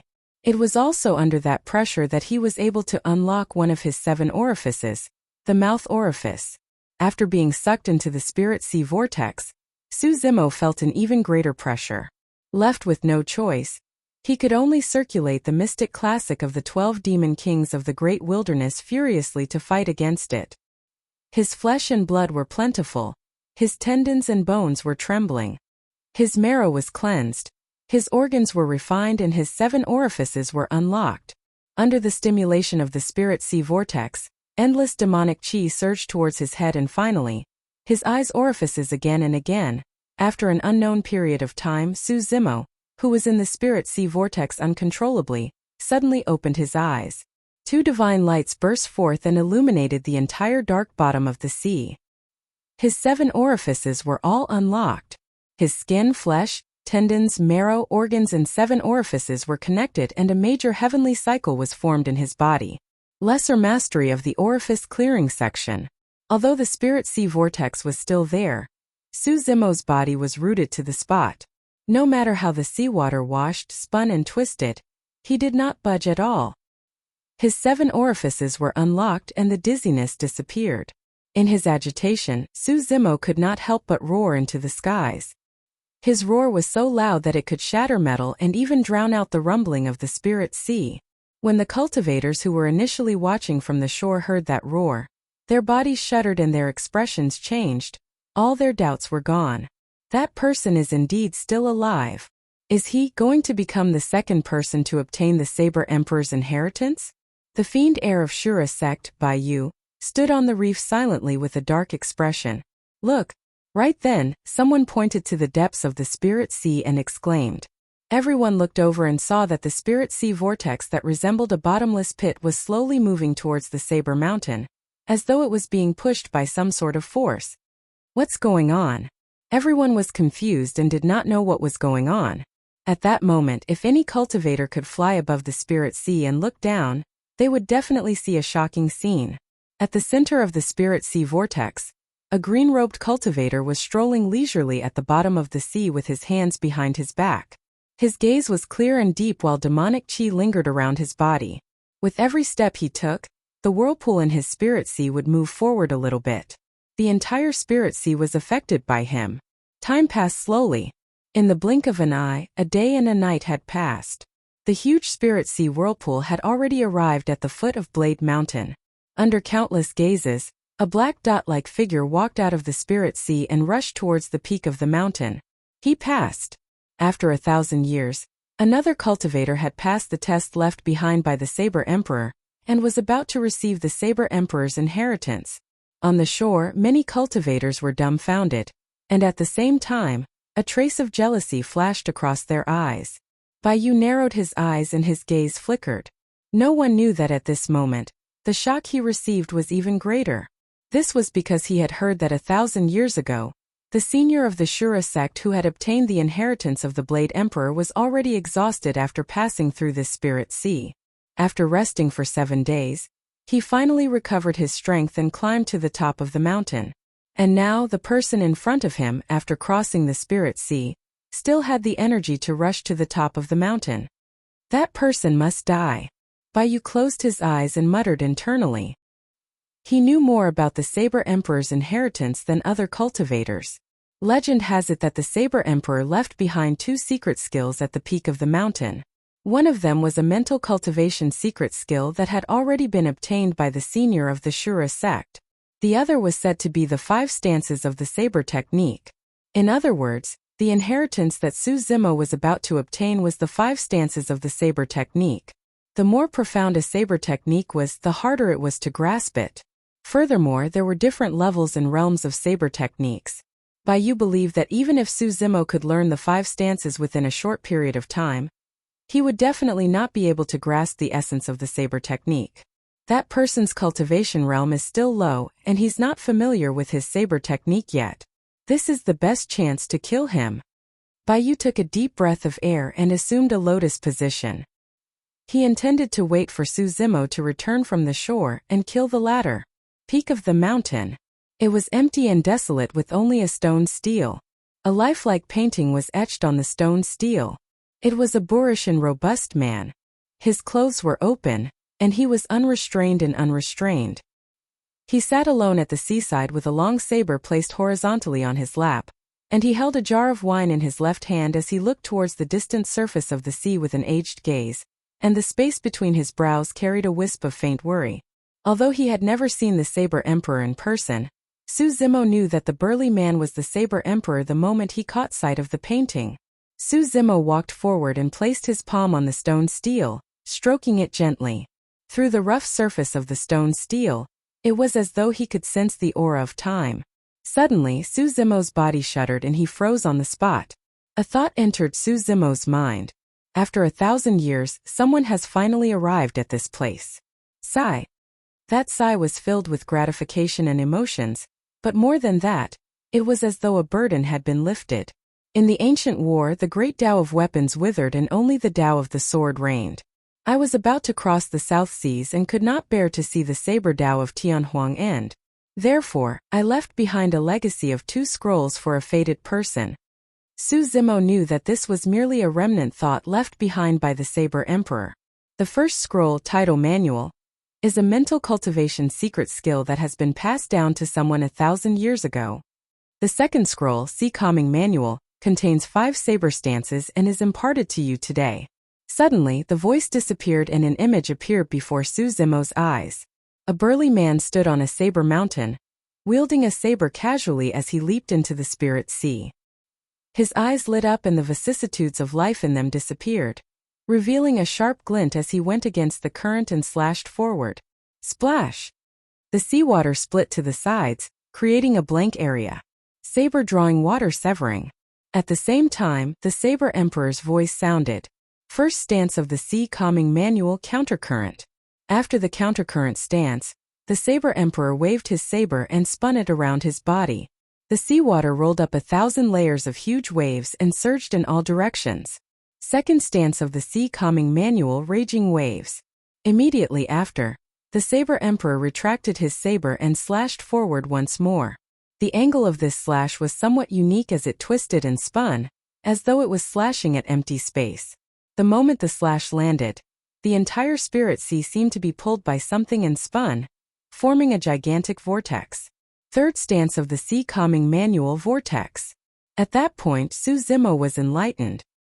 He had experienced those saber stances personally when he was crossing the spirit sea. Crossing the spirit sea was not only a test, it was also a legacy. Fourth stance of the Sea Calming Manual Ripple. Fifth stance of the Sea Calming Manual Sea Calming. In the blink of an eye, he was done with the demonstration of the 5 stances. The Saber Emperor's voice continued.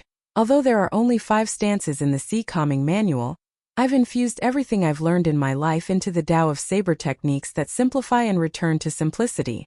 If you can comprehend the first 4 stances, it'll be enough for you to roam the cultivation world. If you can comprehend the final stance, you can roam the world.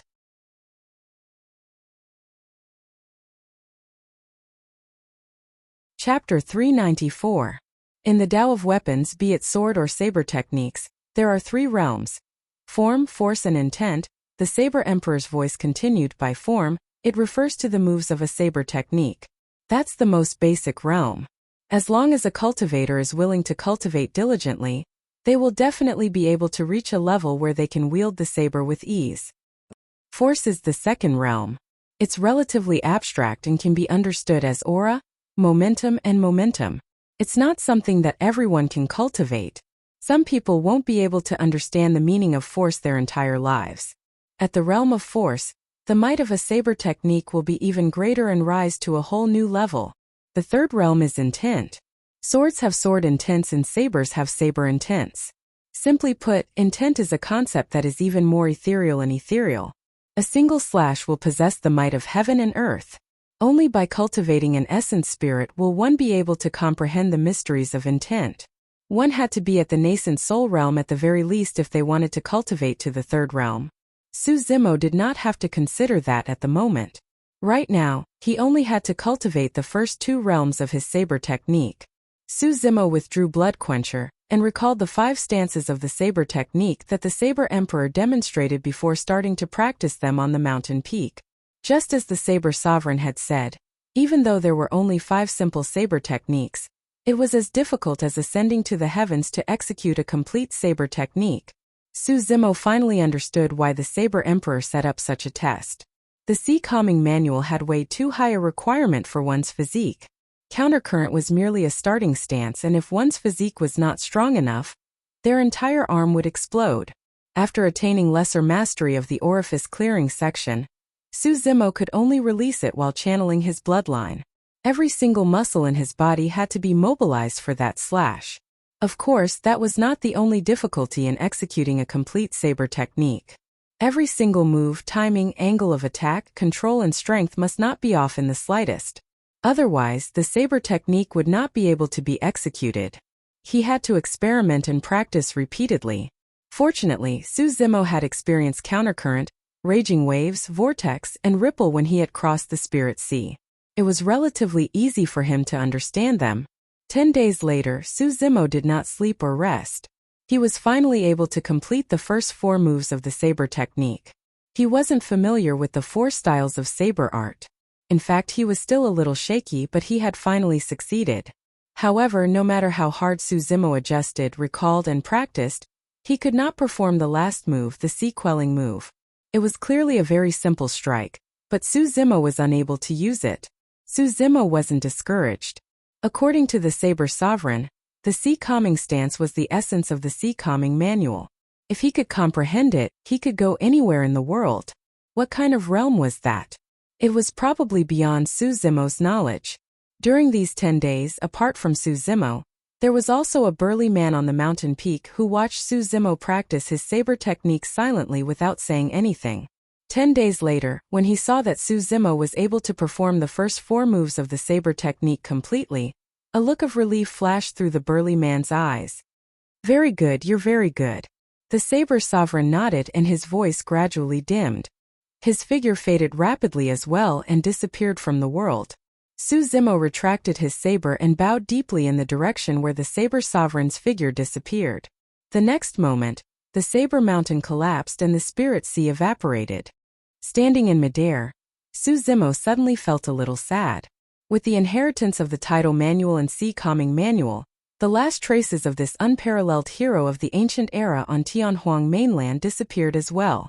On the shore, many cultivators watched everything in shock and remained silent for a long time. The Saber Mountain Spirit Sea disappeared before everyone's eyes at a speed visible to the naked eye.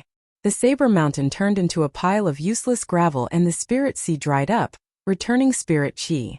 From this day forth, there was no more Saber Mountain Spirit Sea in Tianhuang mainland. Everyone was fortunate enough to witness everything. Suzimo landed on the ground and fell into deep thought, carefully comprehending the second realm that the Saber Sovereign mentioned force. Under normal circumstances, Suzimo's performance of the 4 saber techniques was extremely jerky, and he had not even reached the first realm. There was no need for him to try and comprehend the second realm. However, Suzimo felt a sense of déjà vu towards the comprehension of force. When he was studying in Pingyang town, Suzimo often practiced calligraphy. In calligraphy, there was a saying of the 9 forces. It referred to the 9 strokes of the brush and the laws of writing. Even without the guidance of a master, one could reach the wondrous state of calligraphy as long as they cultivated diligently and cultivated diligently. In reality, the force of the 9 forces of calligraphy was similar to the force that the Saber Sovereign mentioned. There was always a general principle that was interconnected in all things. This was also the common saying of the cultivation world that all things were the same. Under normal circumstances, ordinary cultivators who were not familiar with saber techniques would not be able to understand the meaning of force, let alone reach that level. However, Suzimo was a scholar before he embarked on the path of cultivation, and had studied the 9 forces of calligraphy. Suzimo was no stranger to force.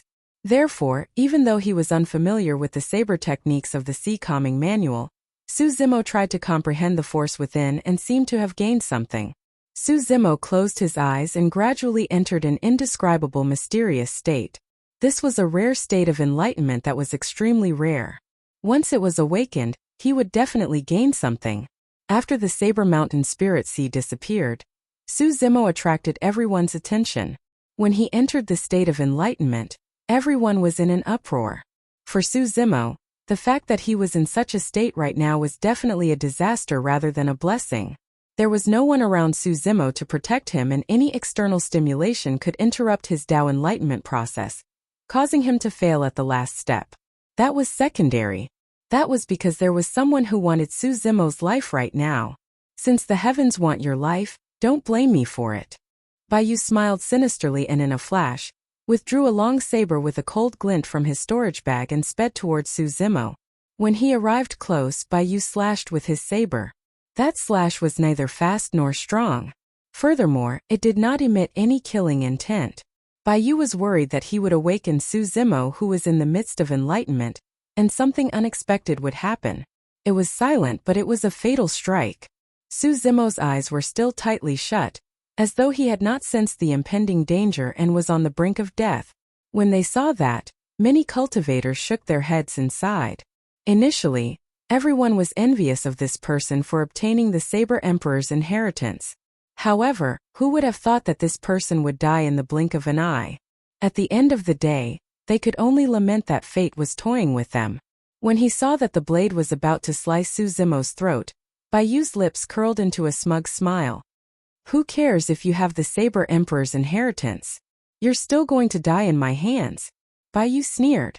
Just as the blade was about to slice Suzimo's throat, Suzimo's figure suddenly retreated without warning, narrowly avoiding that fatal slash. Baiyu's expression changed and he narrowed his eyes.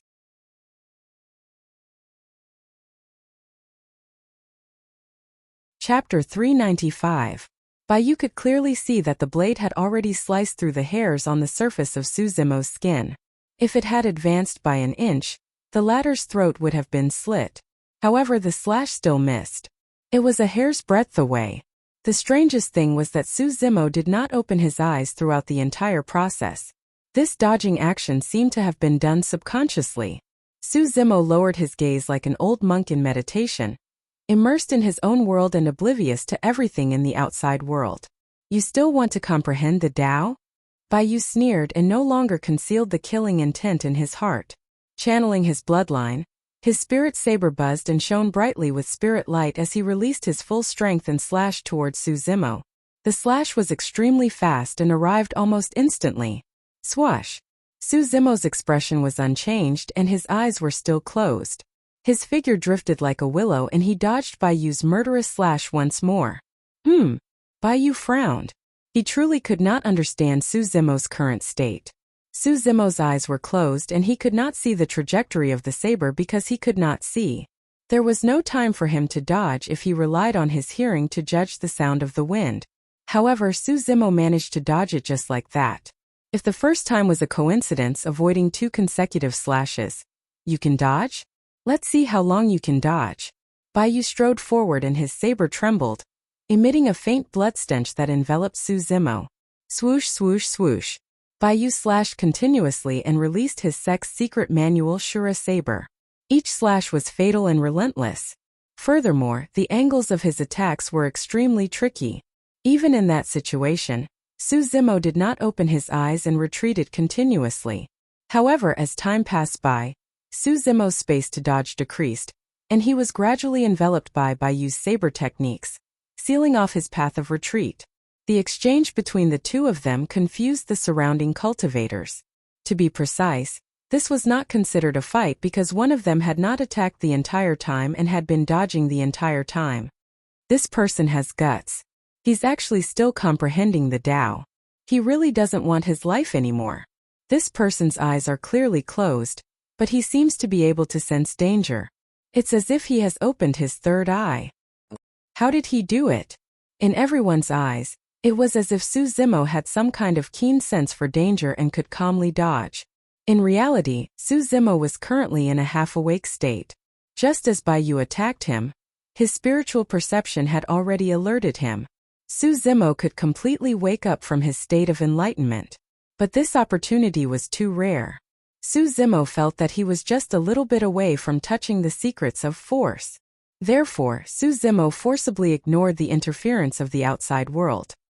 He only relied on his sharp spiritual sense to subconsciously make dodging movements while he continued to comprehend wholeheartedly. This was an extremely dangerous and crazy move. If anything went wrong, Su Zimo would die on the spot. No matter what he comprehended, it would be useless. It was only because he had cleared 7 orifices and cultivated to lesser mastery of the orifice clearing section that his strength and speed had increased that he could hold out against the attacks of the fiend heir of Shura sect for such a long time. However, he would definitely lose if he defended for a long time. Bai's saber technique was getting sharper, and the blood stench of his saber was getting heavier. Su Zimo's space was shrinking continuously, and he could only dodge within an extremely narrow area. The situation was critical. However, he had yet to comprehend the secrets of force. Su Zimo had to make a choice. All of a sudden, a thought flashed through Su Zimo's mind. Bai's attacks were like undercurrents at the bottom of the sea that came wave after wave in an endless manner. Su Zimo recalled how he struggled to advance at the bottom of the sea, and fought against the undercurrents. Gradually he was enlightened. Countercurrent stance. The essence of that stance was mainly in the word reverse. What was reverse?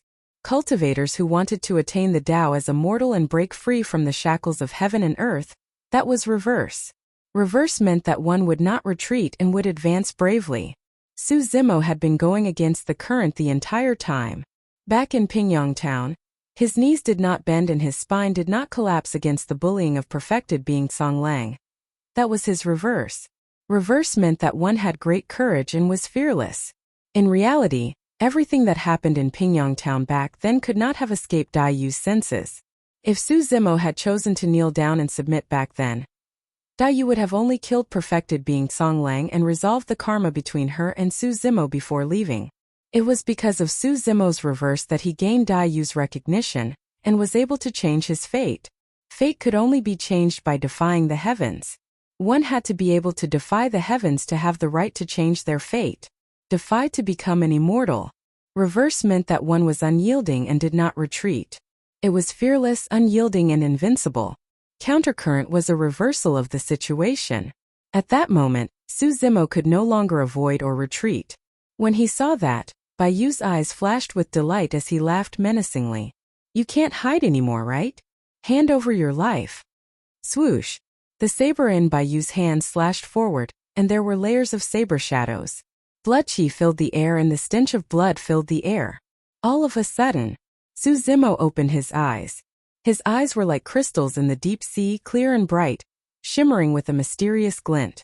There was no panic or fear. The moment he caught sight of those eyes, Bai Yu felt a sense of uneasiness. Unknowingly, a blood-colored saber appeared in Su Zimo's hands, perhaps when he opened his eyes. The saber was gigantic and shone with 5 bedazzling spirit lights. Countercurrent. Su Zimo said indifferently and waved his hands. Swoosh. As Blood Quencher was waved, the sound of a tide surging against the current could be heard from the saber. Initially, Bai Yu's aura was domineering and he had the upper hand. However, with that slash, the situation between the two of them reversed. A torrential force that could break through the seas burst forth from Blood Quencher's blade and crushed over like a tidal wave. Instantly, all of Bai Yu's saber shadows dissipated. The blood stench from the saber was washed away by the invisible tide as well. In the face of that might, Bai Yu's saber technique appeared extremely crude and could not withstand a single blow. Saber force. Bai Yu's eyes widened in shock. How was that possible?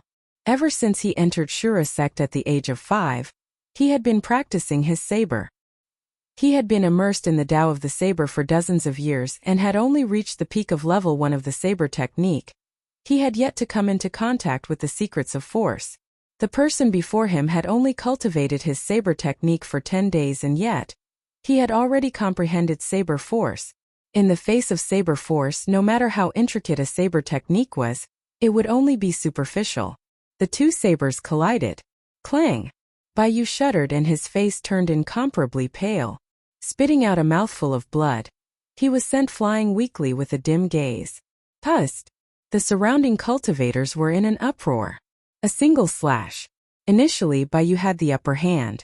However, in the blink of an eye, Su Zimo opened his eyes and sent the fiend heir of Shura sect flying with a single slash.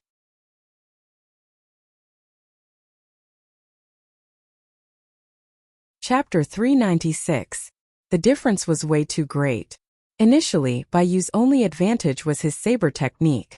But now that Su Zimo had comprehended countercurrent, Bai Yu's advantage was gone. Furthermore, Su Zimo had attained lesser mastery of the orifice clearing section and his strength had increased tremendously. He was already suppressing Bai Yu. A single slash was enough to severely injure Bai Yu. Su Zimo's gaze was cold as he flashed and chased after Bai Yu with his saber. Bai Yu's face was frightfully pale and he looked at Su Zimo who was speeding over with a resolute look in his eyes. Biting his tongue gently, he spat out a stream of essence blood. Dong! Dong! Dong! Bai Yu's chest heaved and his heart thumped furiously. Every time it beat, fresh blood would burst out and flow through his limbs and bones. On the surface of the blood, there was a layer of strange flames that emitted an endless amount of power. Blood escape. Su Zimo narrowed his eyes. He knew best about the secret skill that Bai Yu released. In the ancient coffin deep underground, Su Zimo obtained a blood refinement fiend sutra that recorded the secret skill. Back in the Battle of Dongling Valley, Su Zimo had relied on blood escape to escape alive. By chance, he arrived at the capital of Great Zhou and managed to avert danger. Once blood escape was released, a third of his bloodline would be burned in exchange for a burst of speed for a short period of time, allowing him to escape far away. Shoo! Bai Yu turned into a streak of blood light and sped into the distance. In the blink of an eye, he was 1,000 feet away. It was too fast. Back then, Su Zimo even managed to shake off perfected Jin Dan's pursuit with the speed obtained from blood escape. Now that he wanted to catch up to Bai Yu, Su Zimo had two solutions. First, he could take on his demon form and release his blood chi. Second, he could release blood escape and give chase as well. On second thought, neither of those solutions were appropriate. The first solution would cause too much trouble for Su Zimo in front of thousands of cultivators. The second was that the gains did not make up for the losses. Su Zimo hesitated for a moment before giving up on the idea of chasing after Bai Yu. He kept Blood Quencher and took out a moon-white bow from his storage bag. Just because Su Zimo didn't chase after White Feather didn't mean that he would let him go. Draw the bow and knock the arrow. 5 spirit tattoos shone, and Su Zimo seemed to be hugging a full moon in his arms. Whoosh! The sharp arrow pierced through the air. Heart-piercing arrow. With Su Zimo's arm strength and the quasi-inborn spiritual weapon, the moon concealment bow, the arrow was as fast as lightning as it pierced towards Bai Yu's back. Bai Yu, who was in the midst of blood escape, seemed to have sensed something and crushed a protective talisman. Boom! The arrow collided with the protective talisman and exploded with a loud bang. Bai Yu trembled and coughed up blood again. He staggered and almost fell. Su Zimo threw his head back and laughed heartily. He raised his voice and said, "Good, you're lucky to be able to dodge this arrow. I'll spare your life today. Also, it's all thanks to your help that I was able to comprehend the force of countercurrent this time round. Just now, if not for Bai Yu's ferocious attacks that forced Su Zimo into a corner, he might not have been able to comprehend the force of countercurrent from a hopeless situation." Bai Yu paused for a moment and turned to glare at Su Zimo with a venomous gaze. Sensing Bai Yu's gaze, Su Zimo smiled gently. "You had better hide in the ancient battlefield from now on, and don't let me see you again. Otherwise, you won't even have the chance to release blood escape the next time." Bai Yu grit his teeth and howled in hatred. He turned and sprinted, turning into a blood spot and vanishing before everyone's eyes. In reality, even if Su Zimo didn't chase after Bai Yu, he would most likely be doomed. Blood escape had side effects and they were quite terrifying. Be it humans or demons, they would become extremely weak after burning a third of their bloodline. Danger was everywhere in the ancient battlefield. Unless Bai Yu could find an absolutely safe place before the power of blood escape ended, he would definitely die. Su Zimo retracted his moon concealment bow and left in front of countless shocked gazes. Su Zimo had gained a lot from this trip. All that was left was for him to continue cultivating and familiarize himself with the saber techniques of sea calming, so that he could comprehend the force of the other 4 stances. Every single saber technique corresponded to a different force. The intents were different as well. Taking a deep breath of air, Su Zimo checked the map and sped towards Xintian City. "I've only left the city for slightly more than 10 days. Hopefully, nothing will happen in the city." That was Su Zimo's thought. North City, Xintian City. Elixir Yang Sect Rear Hall. It was noisy and the occasional berating of cultivators sounded from time to time, as though they were extremely angry. Occasionally, the roars of spirit beasts could be heard, causing one's heart to shudder. In a corner of the rear hall, a woman leaned against the wall. She had a frail figure and her face was pale. Her lips were purple and her eyes were tightly shut. No one knew if she was dead or alive. By the looks of it, it was none other than Su Xiaoning. In front of Xiaoning stood a tall and muscular demon beast covered in pitch-black scales. It resembled a wolf or tiger with sharp claws and fangs. Its pitch-black eyes were wide open, and it surveyed its surroundings with hostility. That pitch-black demon beast was none other than Night Spirit. Night Spirit stood in front of Xiaoning and his tail swayed gently. There was even a trace of blood on his tailbone that shone coldly. Not far in front of Night Spirit, a corpse lay on the ground with the sect badge of Elixir Yang Sect hanging on his waist. There was a bloody hole in his glabella with warm blood flowing out. It was clear that this person was killed by Night Spirit and had just died not long ago. Yen Jun and the other Elixir Yang Sect disciples stood opposite Night Spirit and faced him with anger and agitation. "Beast, you truly don't know what's good for you. You're just like your master," Yen Jun said coldly. A cultivator shouted, "Beast, you'll have to pay with your life for killing an Elixir Yang Sect disciple." The other cultivators pointed at Night Spirit and cursed as well. Although all of them wielded a flying sword in their hands, none of them dared to attack recklessly. Everyone had witnessed the fall of the Elixir Yang Sect's cultivator. In front of Night Spirit, that person died on the spot before he could even summon his flying sword. Sensing the hostility of the cultivators, Night Spirit's gaze turned cold. Opening his mouth slightly, a deep roar sounded from the depths of his throat that sent chills down everyone's spines. Given Night Spirit's savage nature, he would have started a massacre by now instead of allowing these cultivators to berate and humiliate him. There were a few times when Night Spirit lowered his body and looked like he was about to pounce. However, he held himself back. From time to time, he would turn back to look at Su Xiaoning, as though he was worried about her safety, and there was a hint of worry and guilt in his eyes. Night Spirit hovered in front of Xiaoning. From that angle, he could block all incoming threats.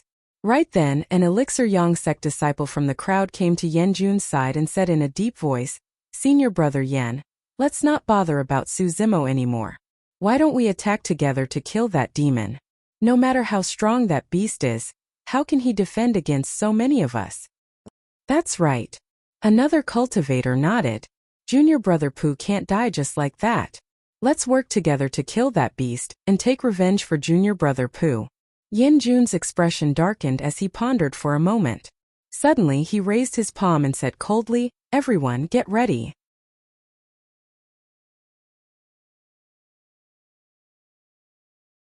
Chapter 397. Hold on. A figure strode in from outside. Although she was dressed as a man, her features were picturesque and she was beautiful. It was none other than the commander of Elixir Yang sect, Tang Yu.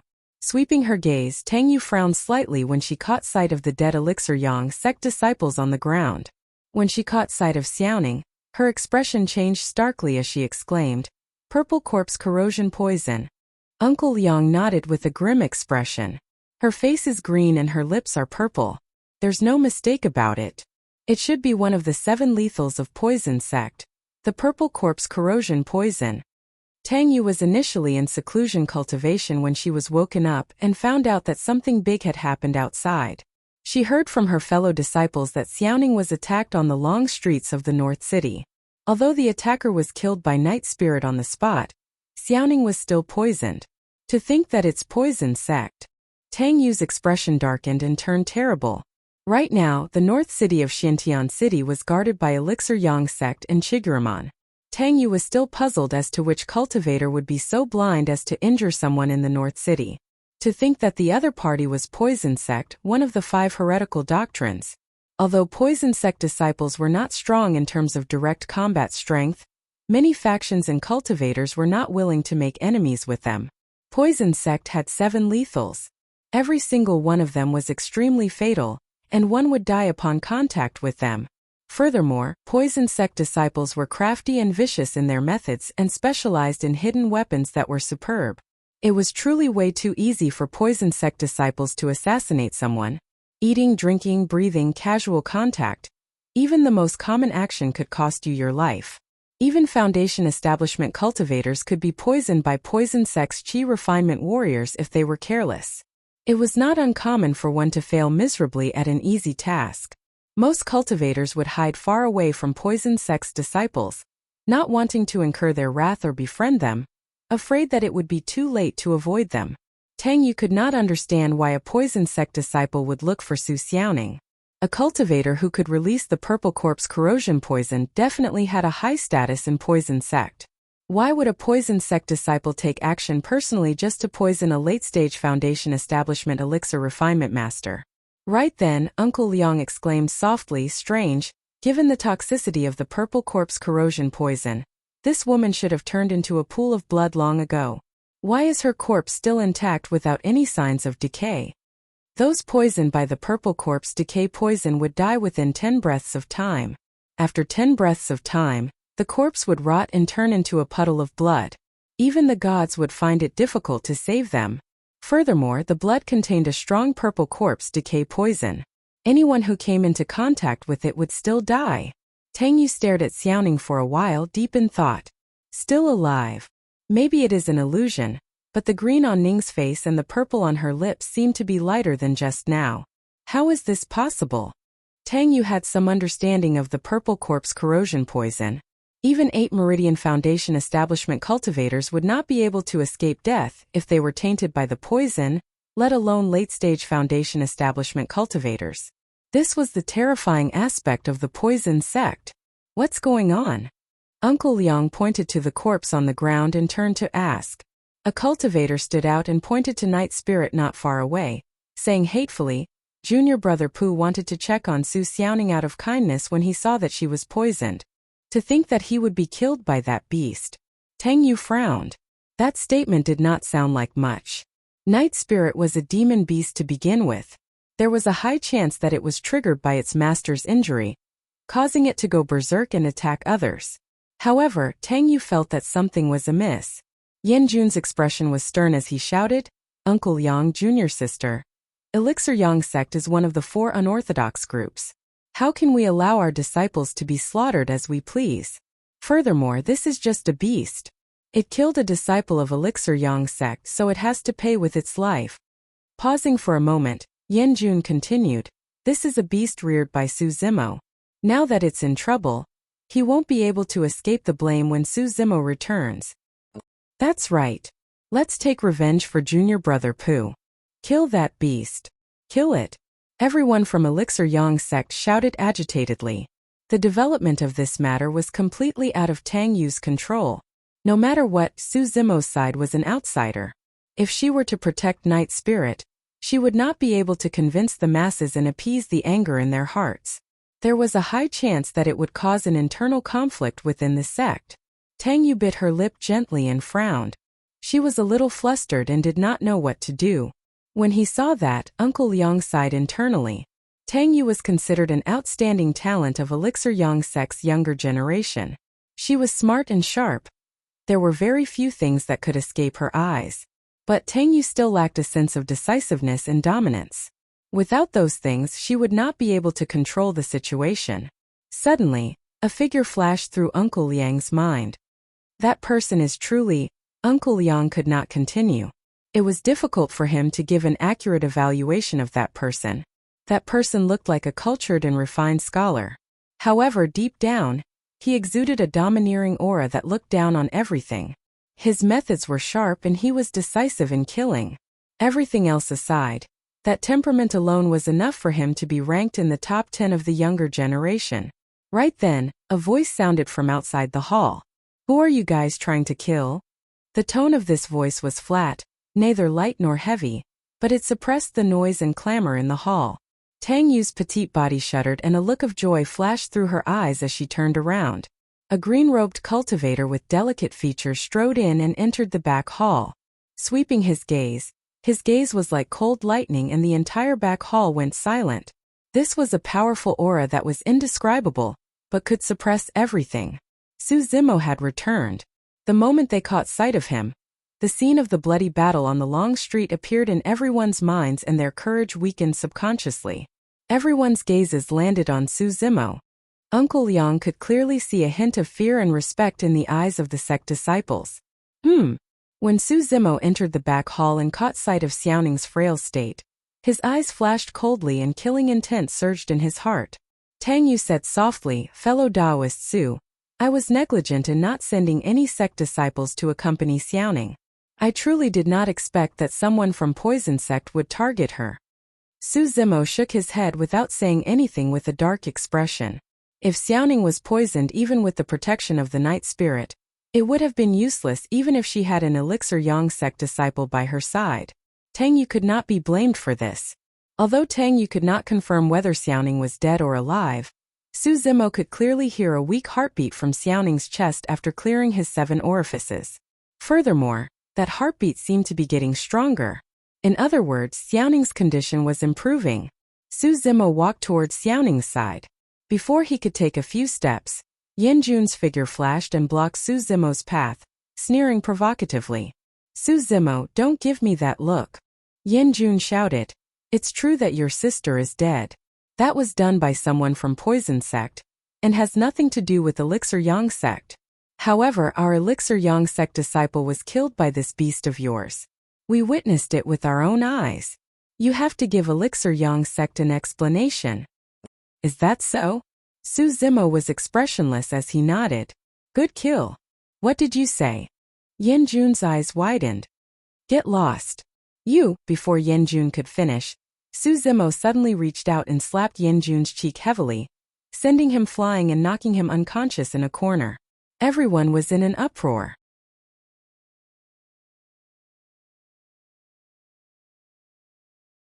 Chapter 398. Su Zimo, what are you doing?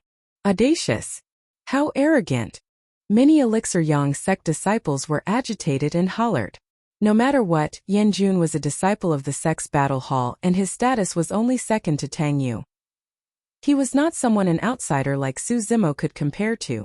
Tang Yu could clearly see that although Yan Jun's cheeks were swollen, he had merely fainted and was not severely injured. At that distance, given Su Zimo's strength, if he wanted to kill Yan Jun, the latter's head would have been smashed into smithereens a long time ago. In other words, Su Zimo had already shown mercy. Taking a deep breath of air, Tang Yu hollered, "Everyone silence. Young master, he's just an outsider.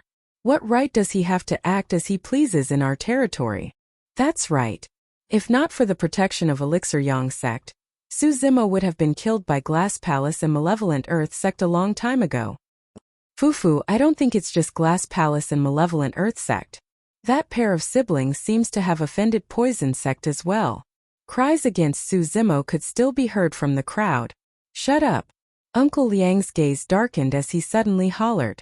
Although Uncle Liang's hair was white and he was already in his later years, his eyes still shone brightly and exuded authority. The initially noisy scene gradually quietened down. All the Elixir Yang sect disciples knew the background of this old man before them. They might have dared to object to Tang Yu's decision. However, no matter how displeased everyone was towards this old man, they only dared to criticize internally. Tang Yu said in a deep voice, "I'll explain this matter later. Everyone, please calm down for now." Pausing for a moment, Tang Yu suddenly called out to Su Zimo and frowned. Xiaoning has been afflicted with one of Poison Sect's 7 lethals, the Purple Corpse Corrosion Poison. Be careful, that poison is extremely toxic, and you'll be infected easily if you're not careful. Su Zimo nodded and came to Xiaoning's side. Boo-hoo. Night Spirit lowered its head and let out a low growl from its throat, feeling guilty. Su Zimo patted Night Spirit's head and shook his head. It's not your fault. If it was an ordinary assassination, it would definitely not be able to break through Night Spirit's defensive line. However, the methods of Poison Sect cultivators were way too unpredictable and impossible to guard against. After a while, Ning's complexion looks much better. She even looks a little rosy. Her heartbeat also becomes stronger. She is getting better gradually. Seeing this, Uncle Liang clicked his tongue in wonder. The fact that it was known as one of the 7 lethals of the Poison Sect meant that it was impossible for cultivators from other sects to decipher it. After living for so long, Uncle Liang had never heard of anyone who could survive after being inflicted with the Purple Corpse Rot Poison. Furthermore, by the looks of it, the Purple Corpse Corrosion Poison within Xiaoning's body seemed to be disappearing bit by bit. The purple color on Xiaoning's lips gradually faded, revealing the remaining bloodstains. Although it was just a remnant bloodstain, Su Zimo could sense an extremely powerful energy within it. That was definitely not Xiaoning's blood. Su Zimo's gaze swept across and landed on Night Spirit's wrist. There was a deep wound that had yet to heal completely. No wonder. Back when he entered the ancient battlefield, Night Spirit had already displayed the terror of its bloodline. It could ignore the venom of the blood centipede and was completely immune to all poisons. The reason why Xiaoning's Purple Corpse Corrosion Poison was purged should be because she drank Night Spirit's blood. That's not right either. On second thought, Su Zimo recalled that the Purple Corpse Corrosion Poison was extremely toxic and would take effect within 10 breaths. Although Night Spirit's blood could purge the poison within Xiaoning's body, the process was relatively long. How did Xiaoning manage to hang on to her life during this period of time? After clearing his 7 orifices, Su Zimo's 5 senses became even sharper. Now that he was close, Su Zimo could vaguely sense a warmth emanating from Xiaoning's chest along with a faint medicinal fragrance. That's right. A look of realization flashed through Su Zimo's eyes. Xiao Ning once had a mysterious alchemy cauldron. She had always kept it close to her chest. If he was not wrong, the warmth and medicinal fragrance should have come from that elixir furnace. It was also because of that elixir furnace that Xiaoning's heart meridian was able to purge the poison from her body after she drank Night Spirit's blood. After confirming that Xiaoning was fine, Suzimo heaved a sigh of relief and was completely relieved. Suzimo turned around and looked at the corpse on the ground. There was a bloody hole in the glabella of the corpse. It was obvious that it was done by Night Spirit. You guys want an explanation? Alright, I'll give you one. Surveying his surroundings, Suzimo said indifferently, Night Spirit would never hurt anyone for no reason. This person must have crossed the bottom line of Night Spirit for his death. Nonsense. A horse-faced cultivator from Elixir Yang sect hollered.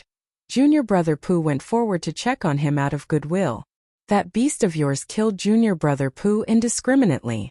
We saw it with our own eyes and you're still trying to deny it.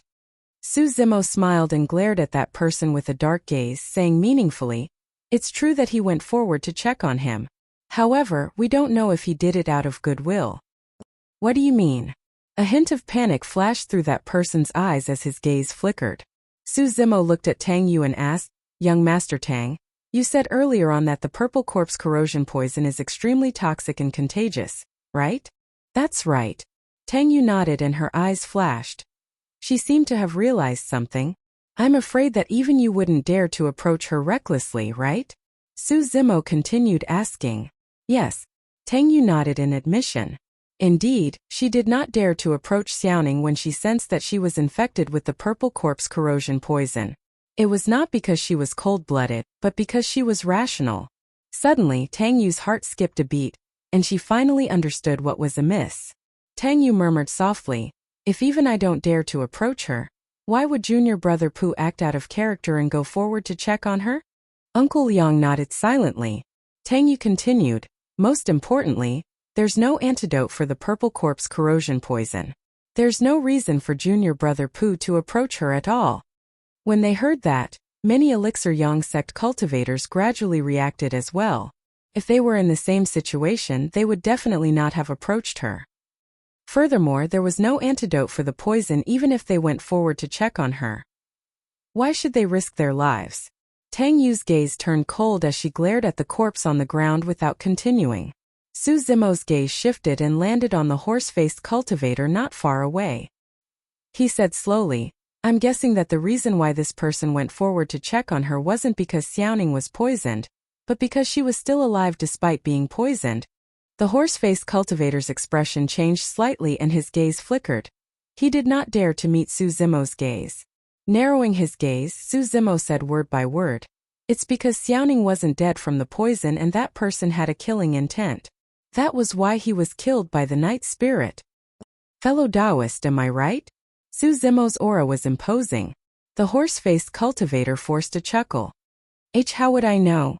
In a flash, Suzimo walked towards the horse-faced cultivator slowly with a dark gaze. What are you afraid of?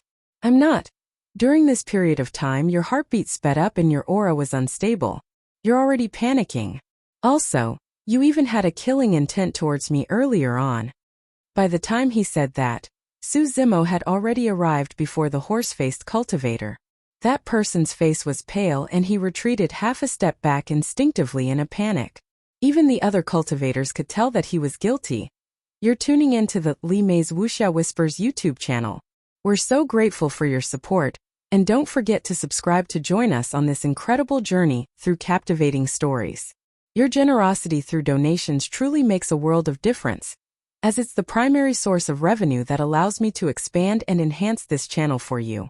Thank you from the bottom of my heart for being a part of this adventure.